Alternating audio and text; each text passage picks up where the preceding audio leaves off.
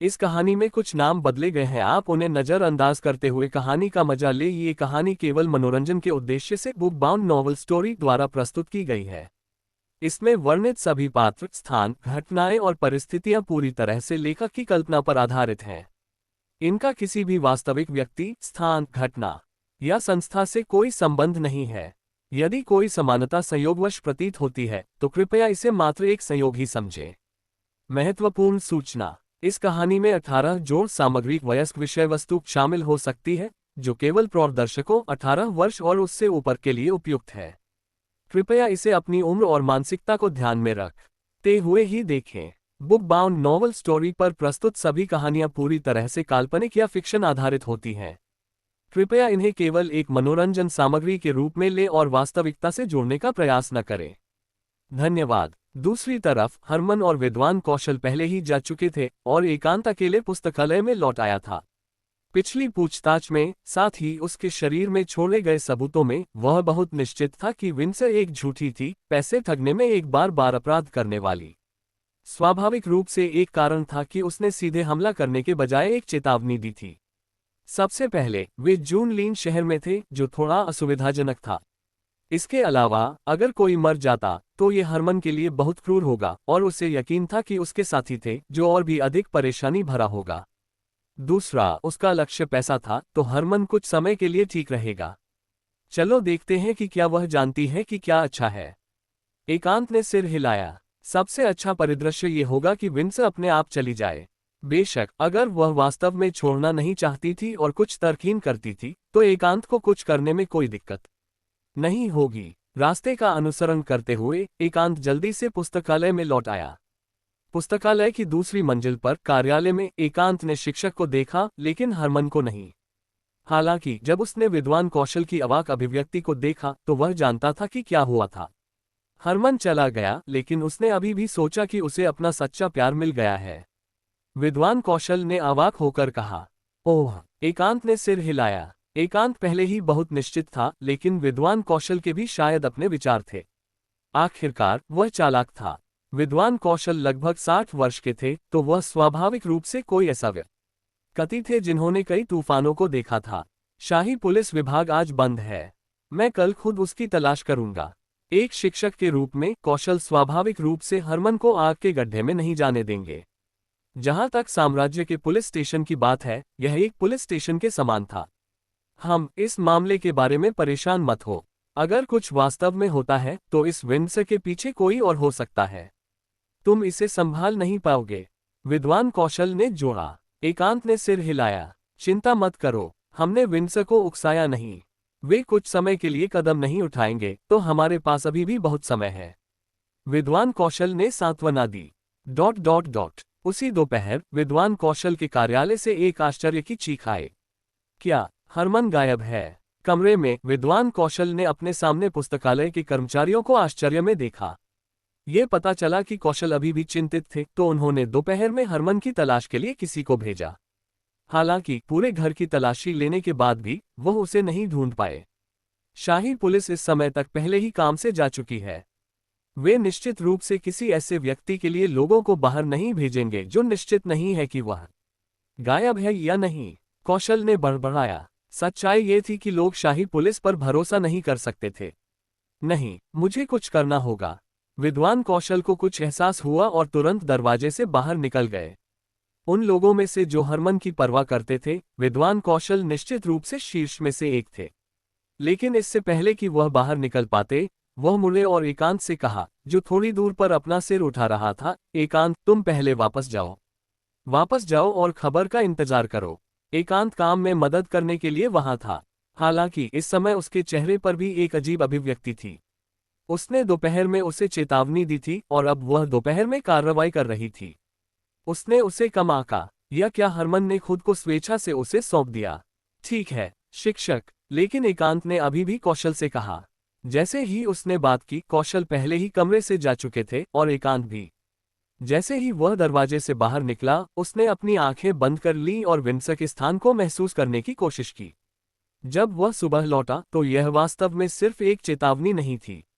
इसी तरह बिना कोई आवाज किए उसने विंस पर एक आध्यात्मिक छाप भी छोड़ी ताकि एकांत के लिए उसे ढूंढना आसान हो जाए। इस समय वह जूनलीन शहर के एक घर में थी। उसने उसकी चेतावनी को पूरी तरह से नजरअंदाज कर दिया था। वह थोड़ा गुस्सा था। जूनलीन शहर के पश्चिमी हिस्से में यह एक झुगी झोपड़ी वाला क्षेत्र था जिसे छोड़ दिया जाने वाला था। कहा जाता था कि इसे ध्वस्त करके फिर से बनाया जाएगा, तो इस समय यहाँ लगभग कोई नहीं था। हर जगह जर्जर घर थे। इस समय एक अपेक्षाकृत बरकरार आंगन में 3 लोग थे। हालांकि उनमें से 2 खड़े थे जबकि आखिरी वाला बेहोश था और एक कुर्सी से बंधा हुआ था। डेविड, क्या ये वास्तव में ठीक है? मुझे वास्तव में लगता है कि कुछ गलत है, विंसन ने एक संघर्षपूर्ण अभिव्यक्ति के साथ डेविड से कहा। एकांत की चेतावनी सुनने के बाद वो वास्तव में डर गई थी, तो वह मधुशाला में लौट आए और डेविड को जाने के लिए तैयार होने के लिए सूचित किया। हालांकि डेविड परेशान था, वह जाने के लिए सहमत हो गया। हालांकि उन्हें उम्मीद नहीं थी कि हरमन तभी दिखाई देगा जब वे जाने वाले थे। शायद उसकी क्रूरता के कारण डेविड ने वास्तव में हरमन को बांधने और उससे स्वामित्व के सबूत को छोड़ने की मांग करने का सुझाव दिया। वह फिर जाने से पहले काले बाजार में सबूत बेच देगा। हिचकिचाओ मत, हम पहले ही यह कर चुके हैं। जब तक हमें विलेख मिलता है, हम इस लड़के को मार देंगे और उसे बेच देंगे। हम उसके बाद चले जाएंगे। मैंने पहले ही काले बाजार से संपर्क कर लिया है, डेविड ने कहा। आखिरकार वह रीढ़ था, लेकिन इसे लेने की हिम्मत कौन करेगा? विंस हिचकिचाए। तुम्हें क्या लगता है कि काले बाजार के पीछे कौन है? उन्हें परवाह नहीं है, डेविड ने ठंडी नाक फुलाकर कहा। यह देखकर कि डेविड थोड़ा नाखुश था, विंस ने कुछ भी कहने की हिम्मत नहीं की। चिंता मत करो, हमने ये 7 या 8 बार किया है और हम कभी असफल नहीं हुए हैं। सिर्फ एक चेतावनी और तुम इतनी डर गई हो। बस वह आदमी यहाँ नहीं है। अगर वह होता तो मैं उससे आरा देता। डेविड को भी विंस पसंद थी, तो उसने उसे सांत्वना दी। विंस ने सिर हिलाया और संघर्ष करना बंद कर दिया। ओह, तुम किसे मारोगे? अचानक शांत आंगन में एक आवाज गूंज उठी। डेविड और विंस एक ही समय में जम गए और देखने के लिए मुड़े। टूटे हुए फाटक से थोड़ी दूर काले कपड़े पहने और एक बेत पकड़े एक आदमी धीरे धीरे अंदर चला गया। एकांत। विंस की आंखें चौड़ी हो गईं, जैसे कि वह विश्वास नहीं कर सकती थी कि वह इस व्यक्ति को देख रही थी। दूसरी ओर डेविड ने एकांत को सावधानी से देखा क्योंकि वह अंदर चला गया। उसकी आंखें अन्य दिशाओं में भटक रही थीं। बुरी जगह नहीं, बुरे काम करने के लिए एक अच्छी जगह। एकांत ने छोटे आंगन पर टिप्पणी की, जैसे कि उसने उन दोनों को नहीं देखा। तुमने इस जगह को कैसे ढूंढा? किसी समय में डेविड ने पहले ही वह योद्धा की लंबी तलवार उठा ली थी जिसे वह अग्रिम में लाया था और एकांत को एक गंभीर अभिव्यक्ति के साथ देख रहा था। क्या तुम घबराए हुए हो?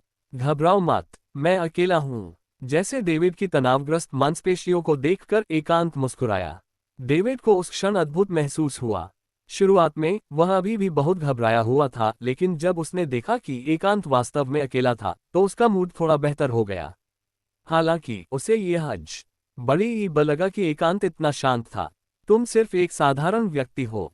तुम्हें यहाँ आने की हिम्मत किसने दी? डेविड को यह भी पता था कि एकांत को मारने के अलावा उसके पास कोई और विकल्प नहीं था। इसलिए वह बिना किसी झिझक या बकवास के तैयार हो गया। उसकी मांसपेशियां जल्दी से तनावग्रस्त हो गईं और उसने अपनी लंबी तलवार को अपने हाथ में कसकर पकड़ लिया। अगले सेकंड उसने अचानक हमला किया। उसने जमीन पर जोर से कदम रखा और भयानक शक्ति ने सीधे जमीन पर एक छोटा सा गड्ढा बना दिया। उसने अपनी लंबी तलवार लहराए और एकांत पर वार किया। उसने पहले कई दुश्मनों के सिर काटने के लिए इस हमले का इस्तेमाल किया था। आज कोई अपवाद नहीं था। नर्क जाओ, डेविड हंसा, लेकिन अगले सेकंड वह दंग रह गया। जैसे ही वह एकांत से कुछ मीटर दूर था, हवा की एक दीवार अचानक दिखाई दी जिसने उसकी लंबी तलवार को रोक दिया। फिर उसने आदमी को अपनी बेत उठाते और उसे देखते हुए देखा। फिर जैसे कि उसके सिर को एक भारी झटका लगा हो, वह तुरंत चक्कर महसूस करने लगा और हवा की दीवार से सीधे हवा में फेंक दिया गया। वह आकाश में कुछ भी नहीं कर सकता था और वह भी एक चक्कर वाली स्थिति में था। हालांकि जब उसने आखिरकार अपनी चेतना को वापस पा लिया, तो उसने देखा कि एक हवा की ब्लेड पहले ही उसकी गर्दन को चूम चुकी थी। एक पल में पूरे आसमान में खून बिखर गया और एक झटके में डेविड ने अपने शरीर को अलग होते देखा। क्या मैं मर गया हूं? डेविड की दृष्टि धीरे धीरे अंधेरे में गिर गई। एक धमाके के साथ शरीर के 2 आधे हिस्से जमीन पर गिर गए। दूसरी तरफ विंसर पहले ही अपने मुंह को खुला छोड़ते हुए दृश्य को देखती हुई दंग रह गई थी। क्या यह एक दानव था? क्या इस दुनिया में ऐसी शक्ति थी? क्या यह एक महान योद्धा की शक्ति थी? डर ने तुरंत विंसर को घेर लिया और वह जमीन पर गिर गई। मुझे छोड़ दो। डेविड की तुरंत मृत्यु को देखकर विंसर कांपते हुए भीख मांगने लगी। हालांकि ऐसा लगा जैसे एकांत का उसे जवाब देने का इरादा नहीं था। इसके बजाय उसने एक हवा की ब्लेड को उड़ा दिया। खून फिर से बिखर गया। मैंने तुम्हें एक मौका दिया है और केवल एक ही मौका है। एकांत धीरे धीरे चला, अपने सामने लाशों को देखा और आह भरी। Here is the Hindi translation of the provided chapter. अध्याय 50, 10 महीने। अंधेरे आंगन में खून के तालाबों के बीच साफ जमीन पर खड़े होकर एकांत का मूड थोड़ा अलग था। जब उसने अभी अभी मारा तो उसे कुछ भी महसूस नहीं हुआ, लेकिन अब उसे एक अजीब भावना थी। उसे कोई असुविधा महसूस नहीं हुई। शायद यह एक जादुई होने की पूर्ण तर्कसंगतता थी। कोई दर्द, पछतावा या कोई अन्य अनावश्यक भावना नहीं थी। यहां तक कि आज जल्दी काम से छुट्टी पाने की खुशी भी इससे ज्यादा मजबूत लग रही थी। बहुत तर्कसंगत होना जरूरी नहीं कि एक अच्छी बात हो। एकांत ने आह भरी और शरीर की तलाशी शुरू कर दी। क्या मारना और लाशों को लूटना सामान्य नहीं था? अंत में एकांत को उन दोनों पर 50 से अधिक सोने के सिक्के मिले, साथ ही एक योद्धा की कौशल किताब। एकांत को यह पाकर आश्चर्य हुआ। उसे एक योद्धा बनने के बारे में कोई विचार नहीं था, लेकिन उसे लगा कि वह इस किताब के माध्यम से योद्धाओं की गहरी समझ रख सकता है। एकांत बहुत खुश था। उसके बाद एकांत तुरंत चला गया। जहां तक हरमन की बात है, वह उसे बस यहीं छोड़ देगा। जब वह जागा तो वह निश्चित रूप से बहुत हैरान होगा। ... अगले दोपहर शाही पुलिस ने हरमन को परित्यक्त घर में पाया। हरमन के अनुसार वह दोपहर में जागा और उस दृश्य को देखा। वह बंधा हुआ था तो वह वहां से लगभग रेंग कर बाहर निकला था, इससे पहले कि उसे खोजा गया था। किसी को नहीं पता था कि हरमन ने उस दिन कैसा महसूस किया। हालांकि उस रात हरमन को शाही पुलिस से ये भी पता चला कि विंसर और डेविड बार बार अपराध करने वाले थे, जिससे उसे शर्मिंदगी महसूस हुई। इसलिए काम के चौथे दिन हरमन ने कहा कि वह भविष्य में अधिक काम करेगा, जो एकांत के लिए एक सुखद आश्चर्य था। हरमन में एक मजबूत सहनशीलता थी, तो वह जल्दी से घटना से उबर गया। कहा जाता था कि वह अस्पताल में एक नर्स से मिला था और वे प्यार में पड़ गए थे। इस बार यह सामान्य था। वह बस एक साधारण लड़की थी। वे दोनों एक साल बाद शादी करने की तैयारी कर रहे थे। बेशक ये बात के लिए एक कहानी थी। जहां तक विंसर और डेविड को किसने मारा था, किसी को परवाह नहीं थी। पहले पुलिस जांच करना चाहती थी, लेकिन कोई सुराग नहीं था, तो उन्होंने हार मान ली। दो बार बार अपराध करने वालों के जीवन और मृत्यु की किसी को परवाह नहीं थी। जहां तक विद्वान कौशल की बात है, वह एक रईस के पास गए थे जिनसे वह परिचित थे, मदद मांगने के लिए, लेकिन रईस ने ज्यादा परवाह नहीं की। कुछ भाग दौड़ के बाद कौशल ने शाही पुलिस स्टेशन में हरमन को पाया। जहां तक एकांत की बात है, ... वह घर सोने के लिए गया था। आखिरकार इस मामले का उससे कोई लेना देना नहीं था। ... हरमन का मामला समाप्त हो गया था। साम्राज्य के दूसरी तरफ अचानक एक तूफान मंडरा रहा था। किसी को नहीं पता था कि खबर कहां से आई थी, लेकिन राजा का स्वास्थ्य पतन के कगार पर था। अचानक जून लीन शहर और पूरे राज्य में अस्थिरता आ गई। आम लोग वर्तमान राजा से प्यार करते थे, और जब वह राजा थे तो साम्राज्य अच्छी तरह से विकसित हो रहा था। किसी को नहीं पता था कि अगर वह मर जाता है तो क्या होगा। बेशक उनकी तुलना में आसपास के देश भी इस मामले के बारे में बहुत चिंतित थे। सबसे स्पष्ट भावना ये थी कि जून लीन में बहुत अधिक विदेशी थे। किसी को नहीं पता था कि जून लीन में उनका क्या उद्देश्य था। जहां तक एकांत की बात है, वह हमेशा की तरह काम पर आता जाता था।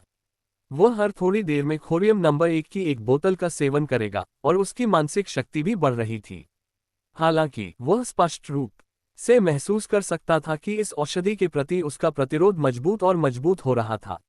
यह संभव है कि यह जल्द ही बेकार हो जाएगा। उसने डेविड पर मिली योद्धा की किताब को भी ध्यान से पढ़ा था। उसे पता चला कि एक महान योद्धा की उन्नति में वास्तव में तत्वों का एकीकरण आवश्यक था। हालांकि इसमें यह दर्ज नहीं था कि उन्होंने तत्वों को कैसे एकीकृत किया। यह एक रहस्य होना चाहिए, तो उसने इस पर ज्यादा प्रयास खर्च नहीं किया। आधे साल बाद एकांत को अपने शिक्षक से एक खबर मिली। शायद राजनयिक विचारों के कारण साम्राज्य ने एक गहरा संबंध स्थापित करने के लिए पड़ोसी देशों का दौरा करने का फैसला किया। एक मार्क्वेस टीम का नेतृत्व करेगा, साथ ही कुछ योद्धा, संगीतकार, विद्वान और इसी तरह। वे दोनों देशों के बीच दोस्ती स्थापित करने के लिए एक दूसरे से मिलेंगे और बातचीत करेंगे। जहां तक टीम का नेतृत्व कौन करेगा, किसे लाया जाएगा और कहां दौरा होगा, वे सभी वर्गीकृत जानकारी थे। लेकिन एकांत बहुत अच्छी तरह से जानता था कि इस मामले में ज्यादा देरी नहीं होगी। उसने अनुमान लगाया कि यह राजा की मृत्यु से पहले पहले राजकुमार के लिए रास्ता बनाने की आखिरी योजना थी। बेशक इस मामले का एकांत और बाकी लोगों से कोई लेना देना नहीं था। सबसे पहले दौरे पर जाने वाले समूह के लिए उससे एक साधारण पुस्तकालय अध्यक्ष को साथ लाना असंभव था। यहां तक कि अगर वह जाता भी तो वह निश्चित रूप से अपने शिक्षक के साथ जाता। हालांकि विद्वान कौशल आमतौर पर कितने कम कुंजी थे, उन्हें चुना जाना लगभग असंभव था। हालांकि यह केवल एक राजनयिक गतिविधि थी, यह विद्वानों के लिए एक अच्छा प्रचार था। कई प्रसिद्ध विद्वान और यहां तक कि महान विद्वान भी इसके लिए लड़ेंगे। ये वास्तव में ऐसा नहीं था कि एकांत अपने शिक्षक को कम आंक रहा था। विद्वान कौशल विद्वानों के बीच एक आलसी व्यक्ति थे। शायद वह बूढ़े थे और जानते थे कि वह प्रतिस्पर्धा नहीं कर सकते, तो उन्होंने बस अपना काम किया। ये कहा जा सकता है कि कौशल सभी विद्वानों में सबसे कम कुंजी वाले विद्वान थे। यहां तक कि अगर बाहर गतिविधियां होती तो वे लगभग भाग नहीं लेते थे जब तक कि उन्हें मजबूर नहीं किया जाता था। इस संबंध में एकांत को परवाह नहीं थी। ये भी अच्छा था। ... उसी समय महल में पीले चेहरे वाले राजा ब्रायन छठे सिंहासन पर बैठे थे। उनके दोनों तरफ 2 गार्ड थे और उनके नीचे एक आदमी खड़ा था जो आज से कम उम्र का नहीं लग रहा था। मार्क्वेस एलिना, आपको पता होना चाहिए कि भले ही राज्य अब अच्छा कर रहा है, मेरी मृत्यु के बाद चाहे वह साम्राज्य के भीतर चूहे हो या साम्राज्य के बाहर गीदड़, वे सभी अपनी चाल चलेंगे। इस समय हमें हमारी मदद करने के लिए और अधिक दोस्तों की जरूरत है। इस बार मैं आपको लोरेन साम्राज्य में एक गठबंधन स्थापित करने के लिए भेजूंगा। हाँ, मार्क्वेस एलिना ने भी राजा को देखने के लिए अपना सिर उठाया। यह आदमी जो एक चरम महान योद्धा हुआ करता था, ऐसा हो गया था। ये वास्तव में दुखद था। एक महान योद्धा के लिए भी दुश्मन के शिविर में घुसना और ड्यूक ऑफ फ्रॉस्टवॉल्फ को मारना लगभग असंभव था, लेकिन उसने ऐसा किया था। ये बस अकल्पनीय था। ठीक है, तो तुम जा सकते हो। सदस्य पहले ही तय हो चुके हैं, लेकिन अगर तुम बदलना चाहते हो तो ये तुम्हारे ऊपर है। राजा ने अपना हाथ हिलाया, मार्क्वेस एलिना को जाने का संकेत दिया। वे दोनों एक दूसरे को कई सालों से जानते थे और पहले से ही एक दूसरे से बहुत परिचित थे। हाँ, मार्क्वेस एलिना ने कोई समय बर्बाद नहीं किया और चला गया। मार्क्वेस एलिना के जाने के बाद राजा ने 2 गार्डों को जाने का इशारा किया। कुछ देर बाद एक और आदमी अंदर चला गया। उसने एक ढीला विद्वान का लबादा पहना हुआ था, उसके सिर पर सफेद बाल थे, काली आंखें और एक मजबूत शरीर था। ऐश, तुम्हारे पास ज्यादा समय नहीं बचा है, आदमी ने कहा। मुझे पता है राजा। ऐश 2 बार खांसा और एक मुंह खून बाहर बह गया। मेरे पूर्वजों द्वारा छोड़ी गई एक वस्तु है। इसका उपयोग केवल मेरे मांस और रक्त का उपभोग करके किया जा सकता है। ये वास्तव में भयानक है। मैं स्पष्ट रूप से एक महान योद्धा हूं, लेकिन इसका उपयोग करने के बाद मैं एक महान योद्धा से कहीं अधिक मजबूत शक्ति के साथ विस्फोट कर सकता हूं। राजा ने लाचारी से कहा, अगर तुमने उस शक्ति में महारत हासिल नहीं की होती जिसे आध्यात्मिक शक्ति कहा जाता है और इसका उपयोग करना चाहते थे, तो यह असंभव होता। तो तुमने कीमत चुकाई। आदमी ने राजा को देखा और सिर हिलाया। हाँ, ये सच है। ब्रायन छठे मुस्कुराया और पूछा, क्या तुम अभी भी उस शक्ति की तलाश कर रहे हो? बेशक, चूंकि सलीन बाहर से आया था, वहां निश्चित रूप से जादुई के लिए प्रसिद्ध एक जगह होनी चाहिए। मैं इसकी तलाश कर रहा हूं, लेकिन मुझे यह नहीं मिला है। आदमी ने सिर हिलाया। तलाश करना बंद करो या तुम मारे जा सकते हो, ब्रायन छठे ने हंसते हुए कहा। अगर ऐसा है तो मैं बस इसे स्वीकार करूंगा। आदमी ने सिर हिलाया और कहा, इसके अलावा तुम्हारा सबसे बड़ा बेटा हाल ही में पुस्तकालय में हस्तक्षेप करने की कोशिश कर रहा है। मैं ऐसा नहीं होने दूंगा।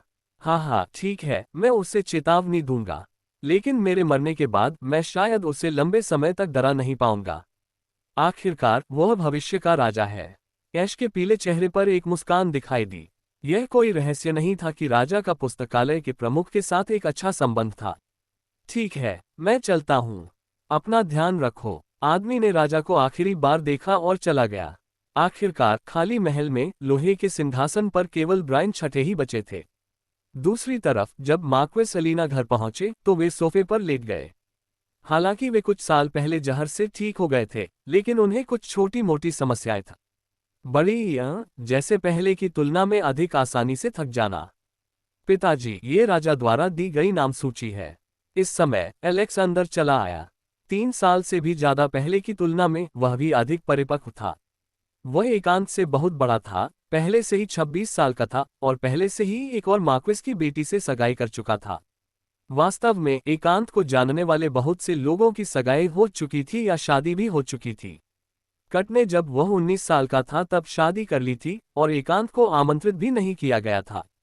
हरमन और एलेक्स की भी शादी होने वाली थी। यहाँ तक कि क्लेन और एलिस, जिनसे वह एक बार पहले मिला था, भी पहले ही शादी कर चुके थे। बेशक उन्होंने एकांत को अपनी शादी में आमंत्रित नहीं किया था। वैसे विद्वान कौशल ने एकांत से कई बार एक लड़की को ढूंढकर शादी करने के लिए कहा था, लेकिन ऐसा लगता था कि एकांत की वह योजना नहीं थी। एक और थी रियास, जो इस समय अकेली लगती थी। उसने पुस्तकालय छोड़ दिया था और गेमोरी परिवार में लौट आई थी। कह आ जाता था कि वह जूनलीन छोड़ देगी और अर्ल द्वारा उसे दिए गए जागीर की ओर बढ़ेगी। ओह, क्या यह उन लोगों की सूची है जो साथ आएंगे? मार्क्वेस एलिना ने पूछा। इस समय एलेक्स ने पहले ही परिवार के कई व्यवसायों को संभाल लिया था और एलिना भी अपने शेष समय में एलेक्स को एक उत्कृष्ट उत्तराधिकारी के रूप में तैयार करने के लिए कड़ी मेहनत कर रहे थे। इस तरह एलेक्स वास्तव में उनके लिए बहुत सी चीजें कर रहा था। हाँ, राजा ने अभी इसे भेजा है। एलेक्स ने सिर हिलाया और एक दस्तावेज सौंपा। मार्क्वेस एलिना ने दस्तावेज लिया, उसे खोला और कुछ कागजात बाहर निकाले। कागज पर यात्रा की एक सूची थी। रईस marquess Elina, earl Ivan, earl Gemory. योद्धा महान योद्धा हॉवसन, शाही योद्धा अकादमी, महान योद्धा लिटन, शाही योद्धा रेजिमेंट, महान योद्धा अबाडोन, शाही योद्धा अकादमी। अन्य सदस्य रॉबर्ट, शाही मठ, डॉक्टर किला, शाही पुस्तकालय, विद्वान। बस एक नज़र में दर्जनों मुख्य सदस्य थे। अगर ये लोग भी छात्र, अनुयायी और इस तरह लाते तो शायद और भी अधिक होते। बहुत अधिक लोग हैं। मार्क्वेस एलिना ने सिर हिलाया। अगर चीजें अब जैसी थी वैसी ही चलती रहीं तो शायद सैकड़ों लोग होंगे। वे एक राजनयिक मिशन पर जा रहे थे, युद्ध लड़ने के लिए नहीं। इन लोगों से छुटकारा पाओ। वह भी छटाई करने वाले कर्मचारी थे और कुछ अनावश्यक कर्मियों को हटा दिया। तो पिताजी, क्या आप कुछ लोगों को बदलना चाहते हैं? क्रॉस वाणिज्य मंडल का प्रबंधक इस घटना में भाग लेना चाहता है और उसने बहुत कुछ दिया है। एलेक्स ने कहा। ठीक है, उन्होंने कहा। मार्क्वेस एलिना ने सिर हिलाया और एक और व्यक्ति को जोड़ा। एलेक्स भविष्य में परिवार का नेता बनने वाला था, तो उन्हें उसे कुछ अधिकार देने में कोई दिक्कत नहीं थी। वह बहुत स्पष्ट थी कि हालांकि यह राजनयिक संबंध थे, लेकिन इसमें शामिल लाभ बहुत बड़े थे। जिन पात्रों को उन्होंने अभी बड़ी ही हटाया था, उनमें से कितने को उन्होंने हटाकर पहले ही नाराज कर दिया था, कौन जानता है। कितने लोग अभी भी इसमें घुसना चाहते थे। ओह, ठीक है। जैसे कि उन्हें अचानक कुछ याद आया हो, मार्क्वेस एलिना ने एक कलम उठाई और हिला, शाही पुस्तकालय, विद्वान को हटा दिया। पिताजी, हिला 26 साल की उम्र में साम्राज्य में सबसे कम उम्र की विद्वान लगती हैं। उन्होंने इस मिशन के लिए कई सुझाव भी दिए हैं। वह ज्ञानी है और उनकी एक निश्चित प्रतिष्ठा है।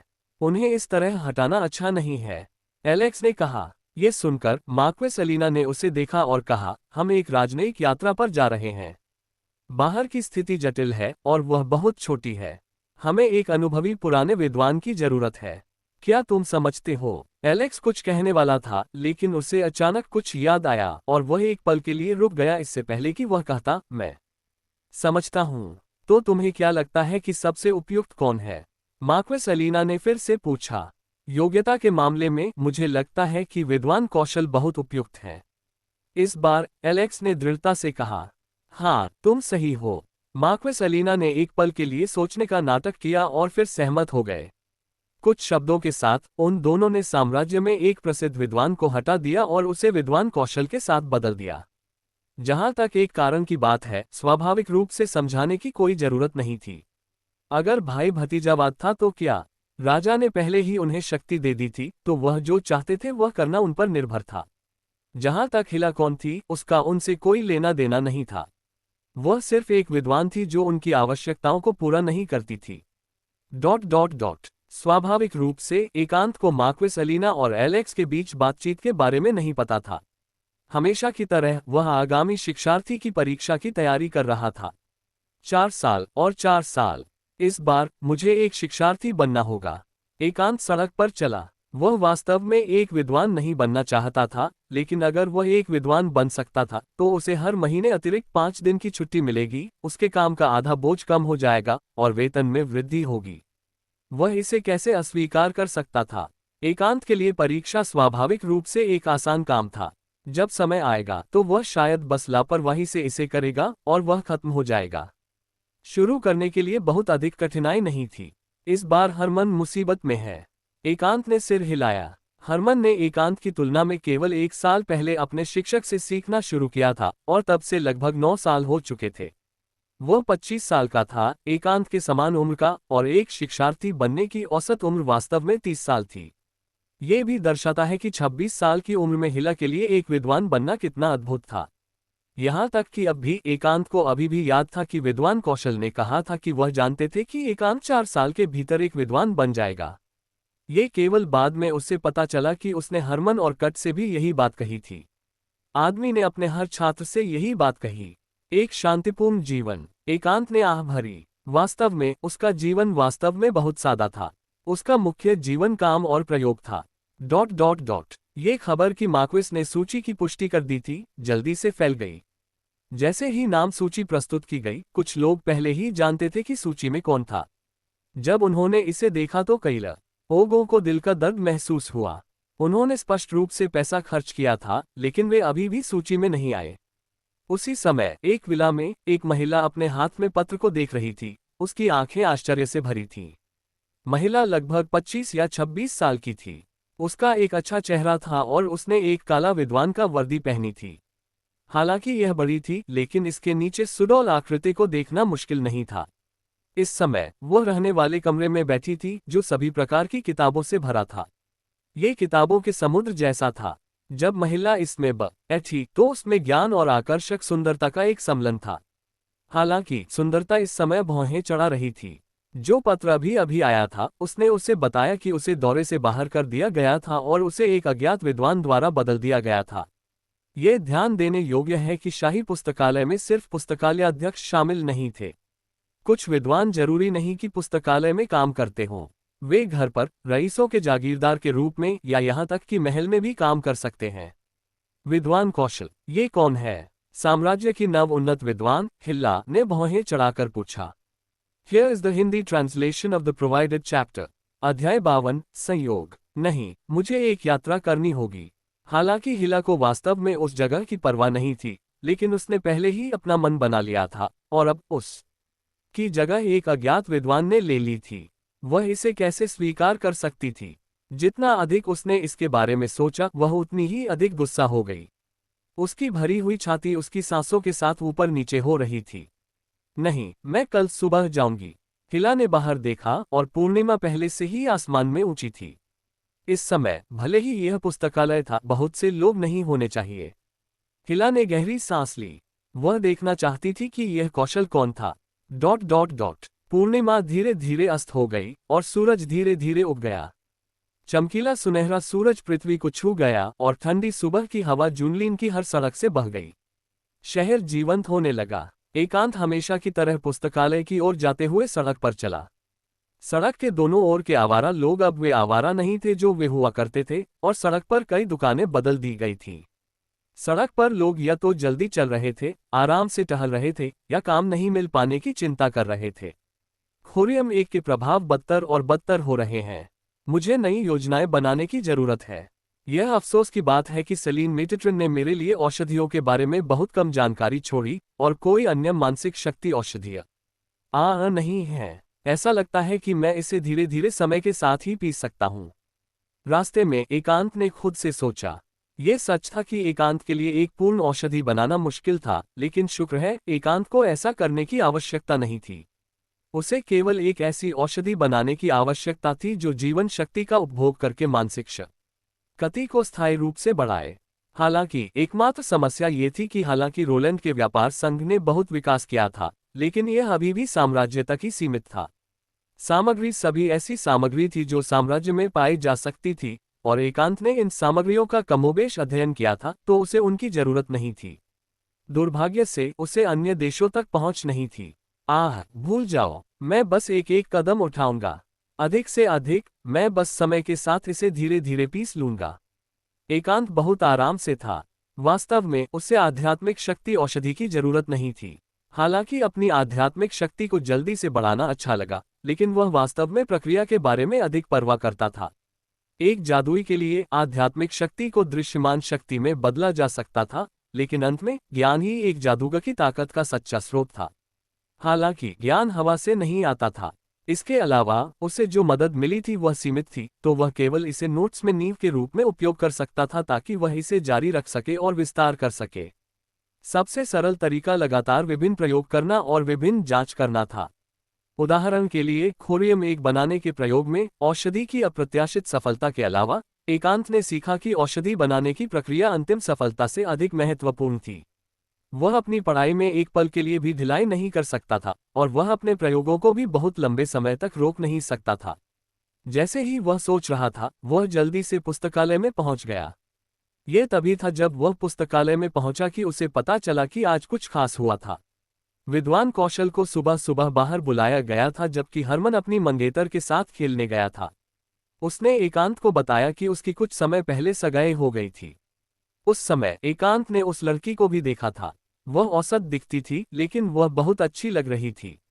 एकांत ने भी एक पल के लिए उसका निरीक्षण किया। वह एक बहुत ही साफ लड़की थी। पलक झपकते ही वह शरारती हरमन भी शादी करने जा रहा था। ये केवल कहा जा सकता है कि समय बहुत जल्दी बीत गया। ठीक है, मैं पूरे दिन ढिलाई कर रहा हूँ। उसका शिक्षक और वरिष्ठ भाग गए थे, तो एकांत ने बाकी दिन के लिए ढिलाई करने का फैसला किया। वह सीधे दूसरी मंजिल पर गया और शिक्षक के कार्यालय का दरवाजा खोला। फिर वह अंदर गया और रिक्लाइनर पर लेट गया। उसने उन समस्याओं के बारे में सोचना शुरू कर दिया जो उसे पिछले कुछ 6 दिनों में मिली थीं।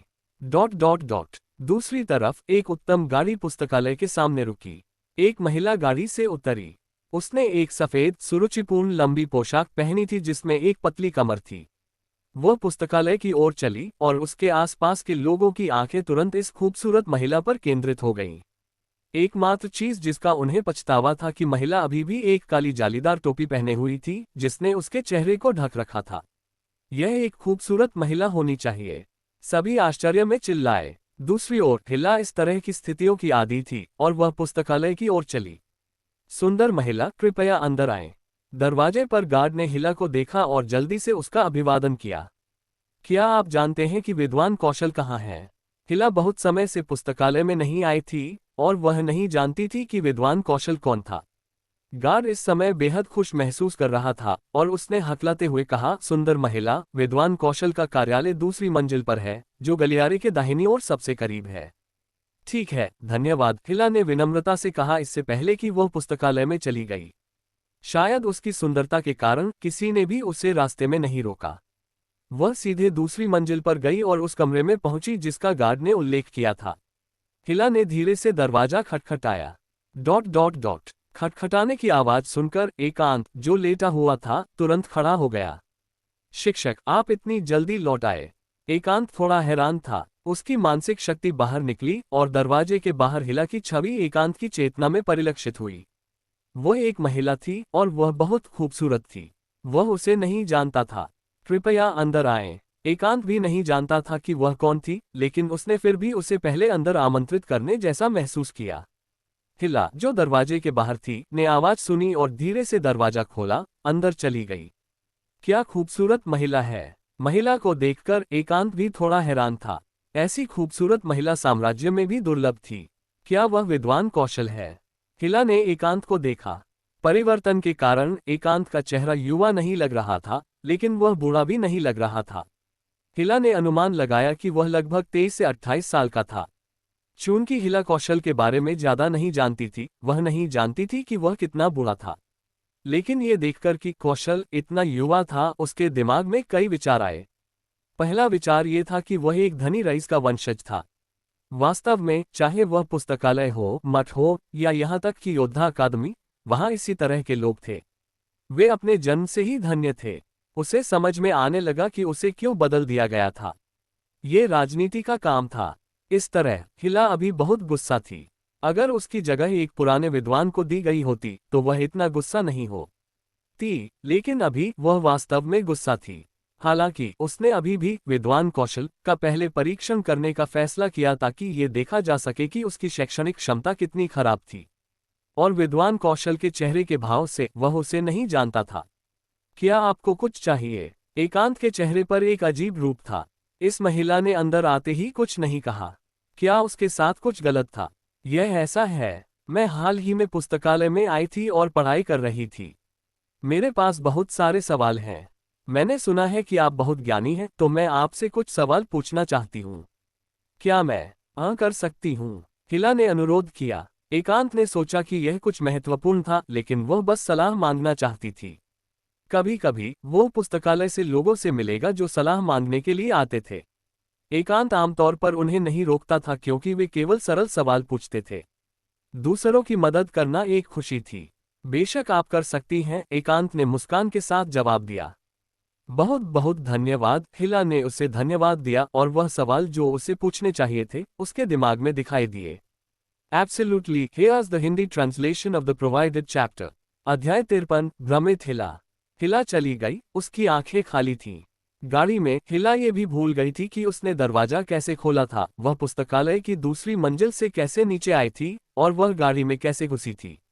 वह गाड़ी में बैठी, कुछ गहरी सांसें ली और अपनी छाती को जकड़ लिया। वह गुस्सा नहीं थी, लेकिन वह थोड़ी भ्रमित थी।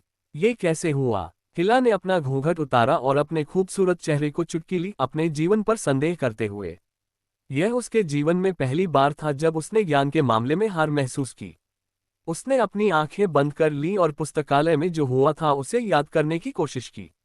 ऐसा लग रहा था कि हर दृश्य अभी भी स्पष्ट था। पहले उसने उसका परीक्षण करने के इरादे से पूछा था और फिर उसने कुछ यादृच्छिक सवाल पूछे थे जो वास्तव में काफी कठिन थे। उसे उम्मीद नहीं थी कि कौशल उन सभी का जवाब देगा और यहाँ तक कि कुछ विवरण भी देगा जिन पर उसने ध्यान नहीं दिया था। इससे हिला की प्रतिस्पर्धी भावना भी जागृत हुई। धीरे धीरे वे दोनों सवाल पूछने, चर्चा करने, बहस करने और अंत में चुप्पी में चले गए। जहां तक वह चुप क्यों थी, इसका कारण ये था कि हिला से बहुत सारे सवाल पूछे गए थे जिनसे वह भी हैरान थी। फिर उन दोनों ने पलटवार किया, लेकिन हर बार जब उन्होंने बहस की तो उसने पाया कि एकांत हर बार सही था। इस प्रकार हिला चुप हो गई। सौभाग्य से इस बार यह उड़ा नहीं। मैं बहुत आवेगी थी। हिला ने आत्महीनता से सिर हिलाया। उसने हमेशा सोचा था कि वह शीर्ष विद्वानों में से एक होगी, लेकिन आज उसका आत्मविश्वास पूरी तरह से टूट गया था। इसके अलावा कौशल इतना कम कुंजी वाला था कि हिला ने उसके बारे में सुना भी नहीं था। हालांकि हिला को लगा कि इस अज्ञात विद्वान का ज्ञान महान विद्वान के ज्ञान से कम नहीं था। यह बहुत चौंकाने वाला था। यह उसे याद दिलाया कि उसके शिक्षक ने एक बार उसे क्या सिखाया था। एक सच्चा विद्वान हमेशा विनम्र होना चाहिए और सीखने के लिए एक दिल होना चाहिए। अतीत में वह इस वाक्य को पूरी तरह से नहीं समझती थी, लेकिन अब वह समझती लगती थी। विद्वान कौशल इस वाक्य का सबसे अच्छा प्रतीक था। जहां तक उसकी बात है, सबसे कम उम्र की विद्वान, सबसे खूबसूरत विद्वान और वह महिला जो साम्राज्य की पहली महिला महान विद्वान बन सकती थी। उसने अतीत में उसके पास मौजूद सभी महिमा के बारे में सोचा। ये पता चला कि यह सिर्फ क्षणिक बादल थे। अगला, मैं बसने और खुद पर ध्यान केंद्रित करने जा रही हूँ। हिला ने अपनी दाहिनी मुट्ठी को जकड़ लिया और गाड़ी के बाहर देखा, जो धीरे धीरे पुस्तकालय से दूर जा रही थी। उसके दिमाग में उसने कौशल के बारे में सोचा। कौशल, मैं निश्चित रूप से तुम्हें पछाड़ दूंगी। उगते सूरज का सामना करते हुए हिला ने निश्चितता के साथ कहा। वह आखिरकार चली गई। पुस्तकालय में एकांत ने अपने शरीर को फैलाया, कुशलता से कौशल का कप निकाला और अपने लिए एक कप चाय डाली। क्या खूबसूरत महिला है। वह इतनी धक्का मुक्की करने वाली कैसे हो सकती है? सवाल एक के बाद एक आए, जिससे उसके लिए थोड़ा परेशानी हो गई। जो भी उससे शादी करेगा वह गहरी परेशानी में होगा। एकांत ने अपनी जीभ पर क्लिक किया। उसने सोचा था कि यह केवल कुछ सवाल होंगे, लेकिन उसे उम्मीद नहीं थी कि यह महिला उससे लगभग आधे घंटे तक पूछेगी। इसके अलावा महिला हमेशा तब तक बहस करेगी जब तक उसका चेहरा लाल नहीं हो जाता और फिर शर्म से अपना सिर नीचे कर लेती। जहां तक महिला के सवाल की बात है, एकांत को वास्तव में कुछ भी महसूस नहीं हुआ। अगर कोई पुस्तकालय में सभी किताबों को पढ़ सकता था, तो कोई भी सभी सवालों का आसानी से जवाब दे सकता था। बेशक इसके लिए थोड़ी याददाश्त और ज्ञान को एक साथ जोड़ने की क्षमता की आवश्यकता हो सकती है। ये बस इतना हुआ कि एकांत में वह क्षमता थी। हालांकि वह वास्तव में काफी खूबसूरत थी, बस थोड़ी मूर्ख। उसे हमेशा कुछ समस्याओं को हल करने के लिए लंबे समय तक सोचना पड़ता था। कौन जानता है कि अगर हिला को एकांत के मूल्यांकन के बारे में पता होता तो वह क्या सोचती। क्या वह हिला है? वह पुस्तकालय में क्यों है? जैसे ही गाड़ी चली गई, एक सादी और प्राचीन गाड़ी धीरे धीरे पुस्तकालय के सामने रुकी। विद्वान कौशल एक खुश अभिव्यक्ति के साथ गाड़ी से उतरे और हिला को देखा, जो अभी अभी चली गई थी। वह थोड़ा भ्रमित महसूस करने से खुद को रोक नहीं पाया। वह हिला को जानते थे, लेकिन वह शायद उन्हें नहीं जानती थी। उन्होंने एक बार महान विद्वान की दावत में इस प्रसिद्ध नई महिला विद्वान को देखा था, और वह वास्तव में बहुत आकर्षक थी। उन्होंने महसूस किया कि वह कुछ पहलुओं में हीन थे। हालांकि यह विद्वान पुस्तकालय में क्यों आएगी? क्या वह जानकारी की तलाश में थी? कौशल थोड़ा भ्रमित था, लेकिन उसका भ्रम केवल कुछ सेकंड तक चला, इससे पहले कि वह एक और मामले से दफन हो गया। वह जल्दी से पुस्तकालय की ओर चला और उसमें प्रवेश किया।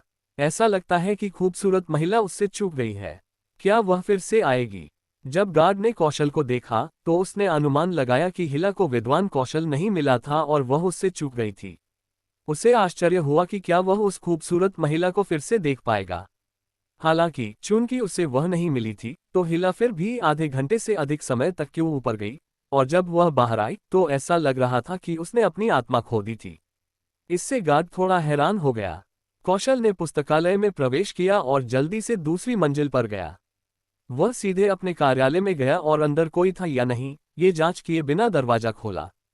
फिर उसने एकांत को अपना कप पकड़े और अपनी चाय पीते हुए देखा।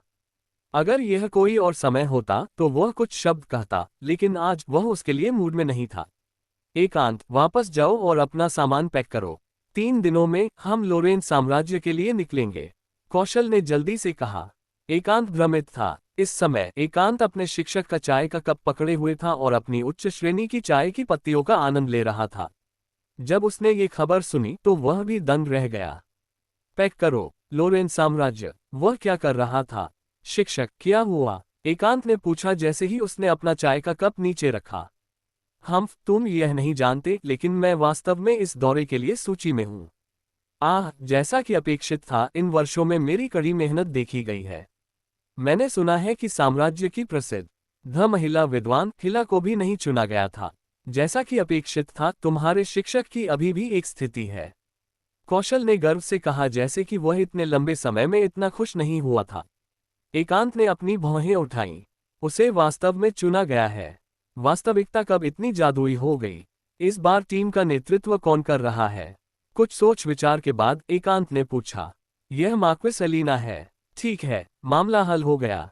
एकांत तुरंत समझ गया कि क्या हो रहा था। अलीना उसके शिक्षक के दोस्त थे।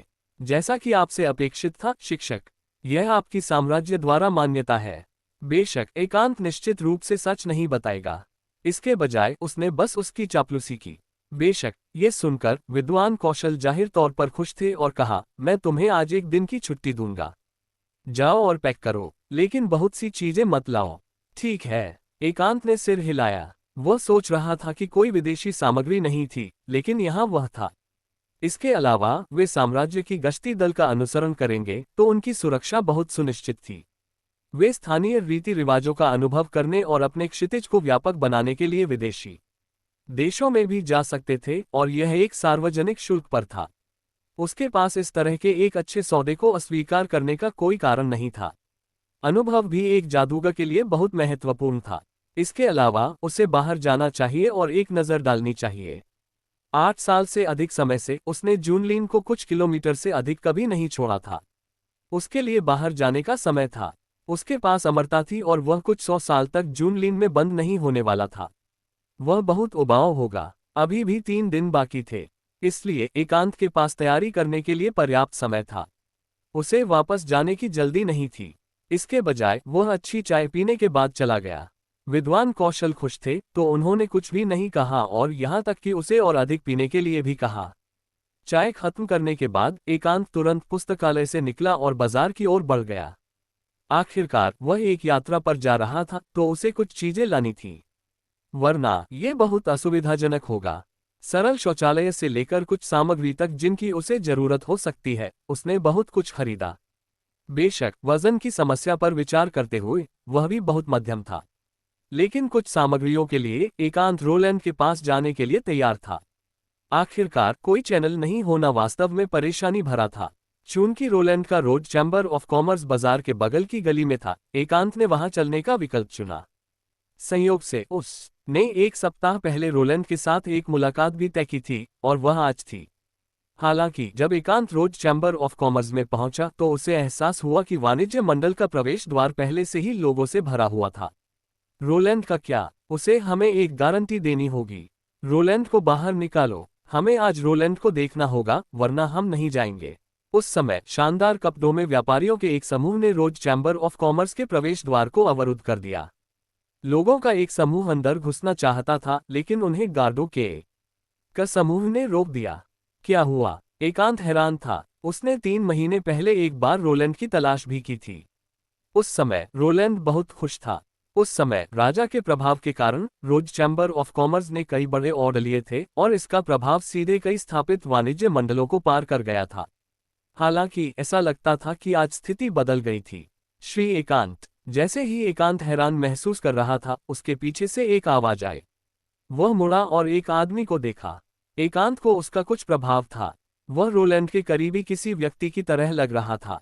आह क्रिस, यहाँ क्या हो रहा है? क्या रोलैंड को कुछ हुआ है? एकांत ने पूछा। श्री एकांत, कुछ हुआ तो है। क्रिस को उम्मीद नहीं थी कि एकांत को उसका नाम याद होगा, और वह थोड़ा प्रभावित हुआ, लेकिन फिर उसने भौहें चढ़ाईं और कहा, श्री एकांत, ये जटिल है। ये कुछ ऐसा नहीं है जिसे मैं स्पष्ट रूप से समझा सकता हूँ। आपको मालिक से बात करनी चाहिए। मालिक चिंतित है कि आज आपके यहाँ आने पर कुछ गलत हो सकता है, तो उन्होंने मुझे यहाँ इंतजार करने के लिए कहा। मेरे साथ आओ। तो रोलैंड यहाँ नहीं है। एकांत ने भी समझा कि कुछ गलत हो गया होगा, वरना रोलैंड का भी अपने वाणिज्य मंडल में आने की हिम्मत नहीं होती। क्रिस के बोलने के बाद वह थोड़ी दूर पर गली की ओर चला गया। एकांत उसके पीछे चल रहा था। जल्द ही एकांत एक मधुशाला में एक निजी कमरे में रोलैंड से मिला। हालांकि रोलैंड इस समय थोड़ा नशे में लग रहा था। वह एक हाथ में रम की बोतल लिए सोफे पर झुका हुआ था, और उसका चेहरा थोड़ा लाल था। एकांत, मेरे दोस्त, तुम यहाँ हो, उसने कहा। रोलैंड लड़खड़ाया और अपने दाहिने हाथ से बोतल उठाए। क्या हुआ? क्रिस कमरे से चला गया, उन दोनों को पीछे छोड़ दिया। रोलैंड ने पहले डकार ली और फिर कहा, एकांत, मेरा वाणिज्य मंडल शायद खत्म हो गया है। मैं भविष्य में तुम्हें सामग्री प्रदान नहीं कर पाऊंगा। क्या हुआ? क्या वाणिज्य मंडल के पास धन खत्म हो गया? अगर तुम्हें जरूरत है तो मैं तुम्हारी मदद कर सकता हूँ। हालांकि सामग्री अधिक महत्वपूर्ण थी, एकांत अपने कुछ दोस्तों की स्थिति के बारे में भी बहुत चिंतित था। हाँ, धन्यवाद। मुझे पता था कि तुम अमीर हो, लेकिन इस बार ये कुछ ऐसा नहीं है जिसे पैसे से हल किया जा सकता है। रोलैंड ने सिर हिलाया, अपने लिए एक गिलास शराब डाला और इसे एक ही घूंट में खत्म कर दिया। जैसा कि तुम जानते हो, वाणिज्य मंडल के विस्तार के कारण मुझे कई प्रतियोगियों का सामना करना पड़ा है।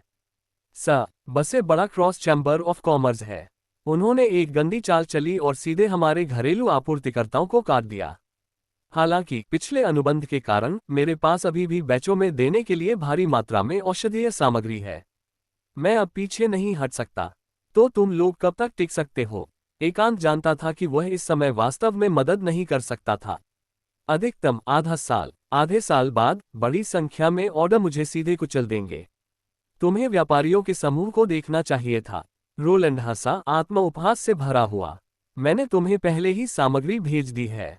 रोलैंड खड़ा हो गया और कहा, तुम्हें मेरे बारे में चिंता करने की जरूरत नहीं है। शायद आधे साल में चीजें बेहतर हो जाएंगी। मुझे कम मत समझो। मैंने पहले ही लोगों को आसपास के देशों के बड़े वाणिज्य मंडलों में सहयोग लेने के लिए भेज दिया है। शायद एक मोड़ आएगा। रोल थोड़ा ठीक हो गया लग रहा था और मुस्कान के साथ कहा, अगर तुम्हें कुछ भी चाहिए तो तुम मुझे कभी भी ढूंढ सकते हो। एकांत ने बिना किसी बकवास के कहा। सच्चे दोस्तों को ज्यादा बात करने की जरूरत नहीं थी। मैं करूंगा। तुम वह व्यक्ति हो जिसे मैं सबसे ज्यादा नहीं समझ सकता। तुम मुझसे 2 साल छोटे हो, लेकिन तुम हमेशा मुझे रहस्य की भावना देते हो। रोलैंड ने सिर हिलाया। मैं अब और नहीं रुकूंगा।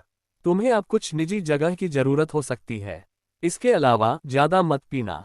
ये तुम्हारे स्वास्थ्य के लिए अच्छा नहीं है। अन्ना नाखुश होगी। ये देखकर एकांत जानता था कि रोलैंड को कुछ समय अकेले रहने की जरूरत थी, तो वह जाने के लिए तैयार हो गया।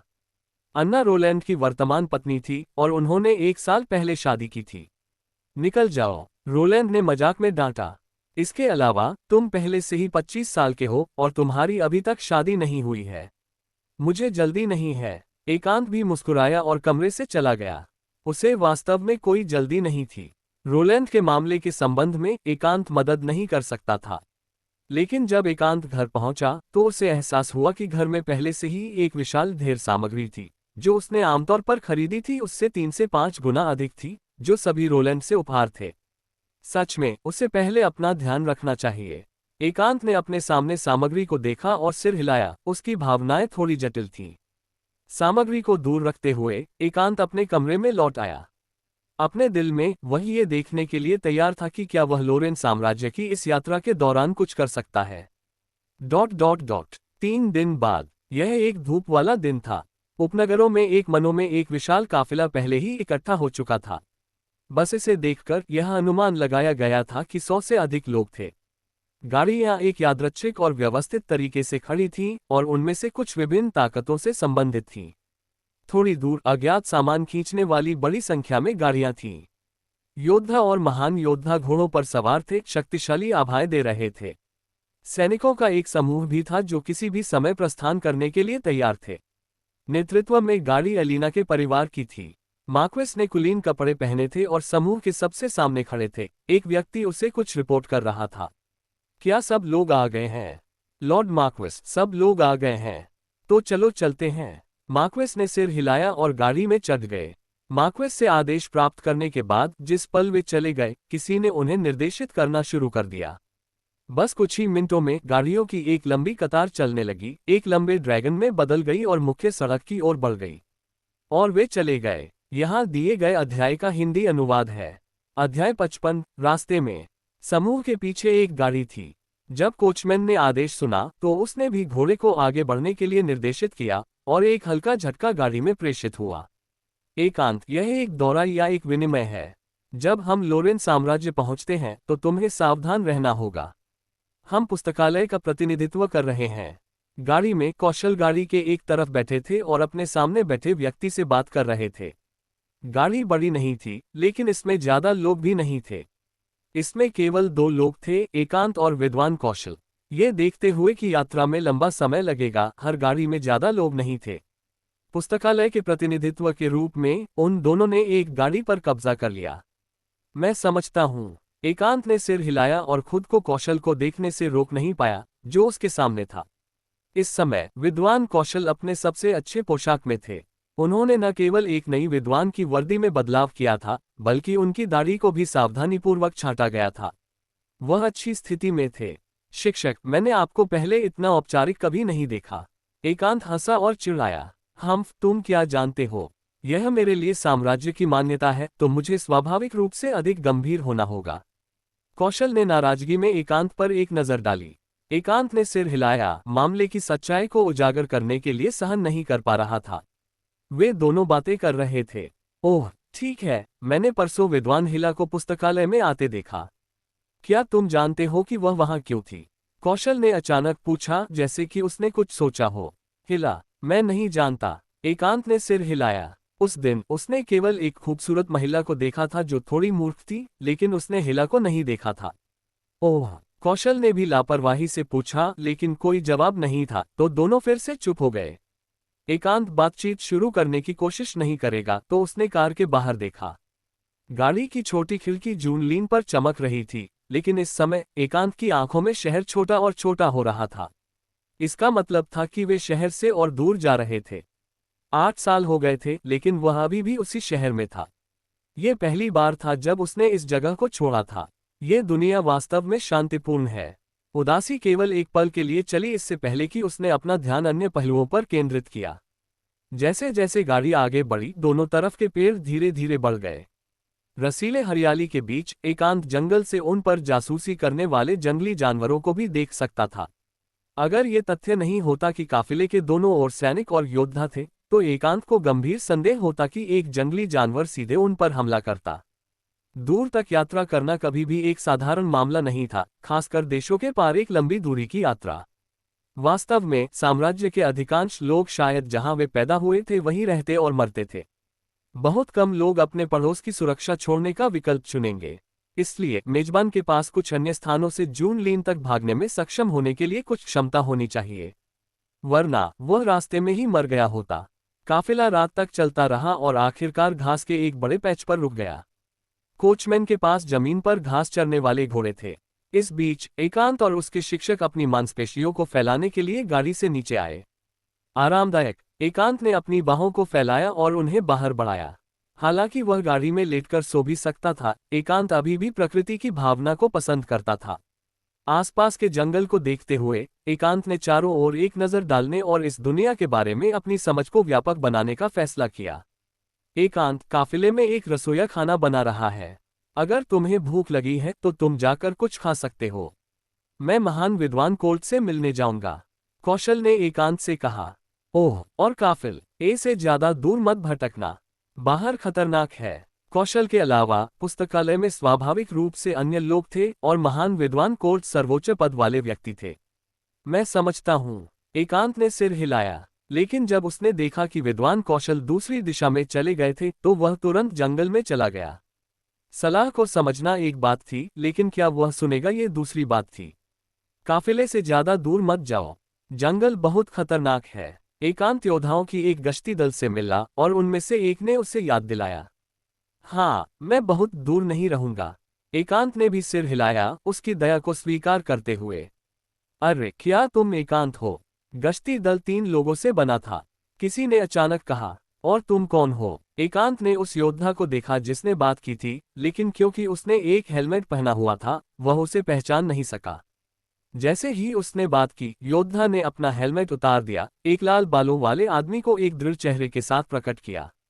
एकांत ने पलक झपकाए और याद किया, क्या ये वह आदमी नहीं था जिसने 5 साल पहले घोड़े को वश में करने की कोशिश की थी? उसका नाम फिर से क्या है? मैं आंद्रे हूँ। 5 साल से अधिक समय के बाद आदमी स्पष्ट रूप से बहुत परिपक्व हो गया था और उसका शरीर भी एक मध्यवर्ती योद्धा की आभा को बाहर निकालता था। बेशक आंद्रे, मुझे तुम 5 साल पहले से याद हो, एकांत ने मुस्कान के साथ उसका अभिवादन किया। अरे तुम एकांत हो? इस समय आंद्रे के बगल में 2 योद्धाओं ने भी उत्सुकता से कहा।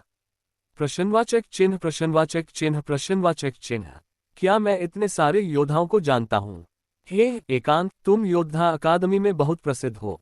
5 साल पहले तुम्हारे कारण हमने कई और घुड़सवारी कक्षाएं जोड़ी और कीमत ये थी कि हमने हर हफ्ते एक दिन का आराम खा ओ दिया। इसने तुम्हें छात्रों के बीच बहुत प्रसिद्ध बना दिया। आंद्रे खुद को हंसने से रोक नहीं पाया। एकांत, कोई आश्चर्य नहीं कि इतने सारे योद्धा उसे जानते थे।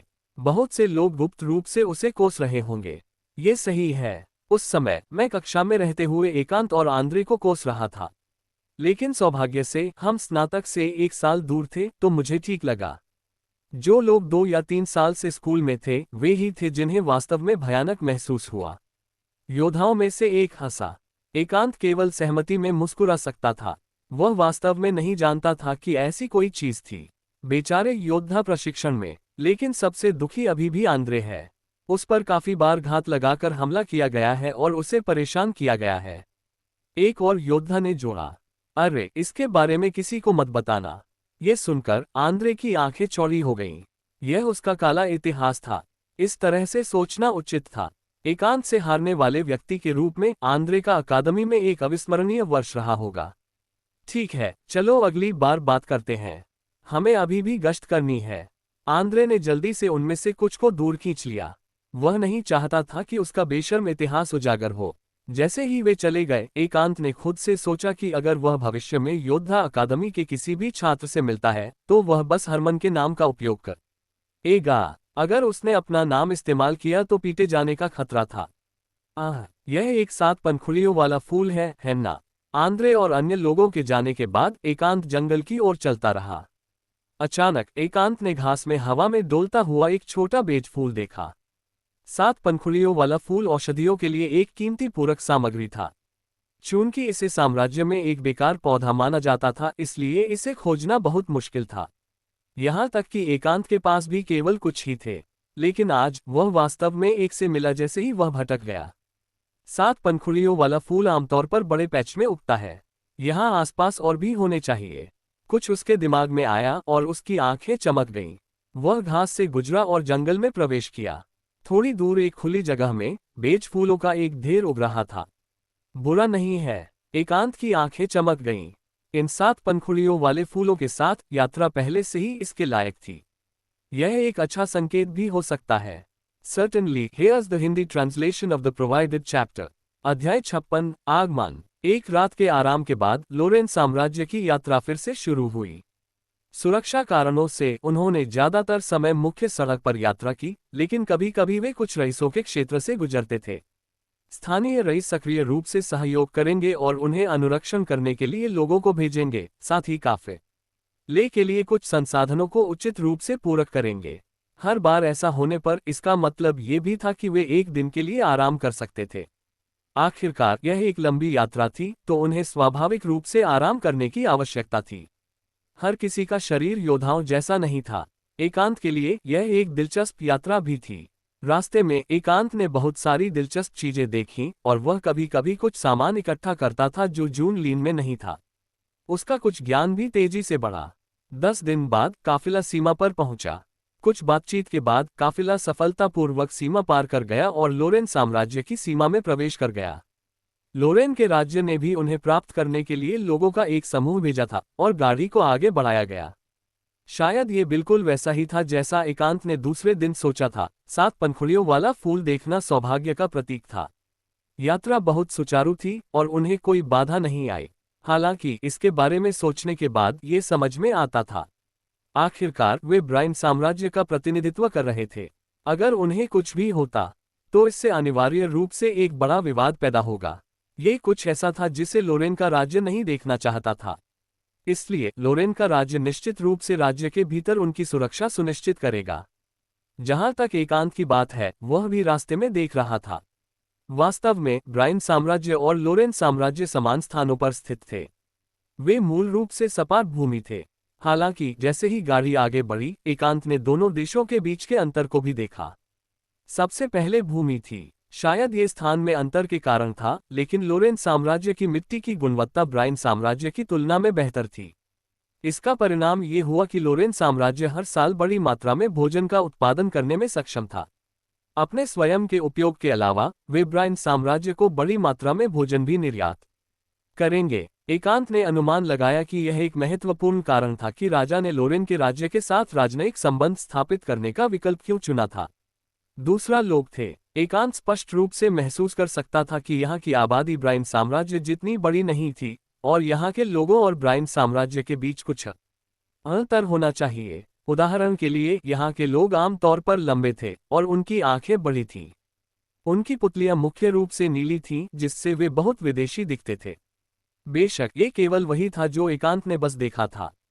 अगर वह वास्तव में दोनों देशों के बीच के अंतर को विस्तार से समझना चाहता था, तो उसे अधिक बारीकी से बड़ी क्षण करने की आवश्यकता होगी, लेकिन उसे इसमें कोई दिलचस्पी नहीं थी। वह एक सार्वजनिक दौरे के लिए यहाँ था, न कि स्थानीय रीति रिवाजों की जांच करने के लिए। बस ऐसे ही एकांत ने रास्ते में दृश्यों का आनंद लिया और अपने गंतव्य पर पहुंचा। लोरेन साम्राज्य की राजधानी डुलिंग शहर।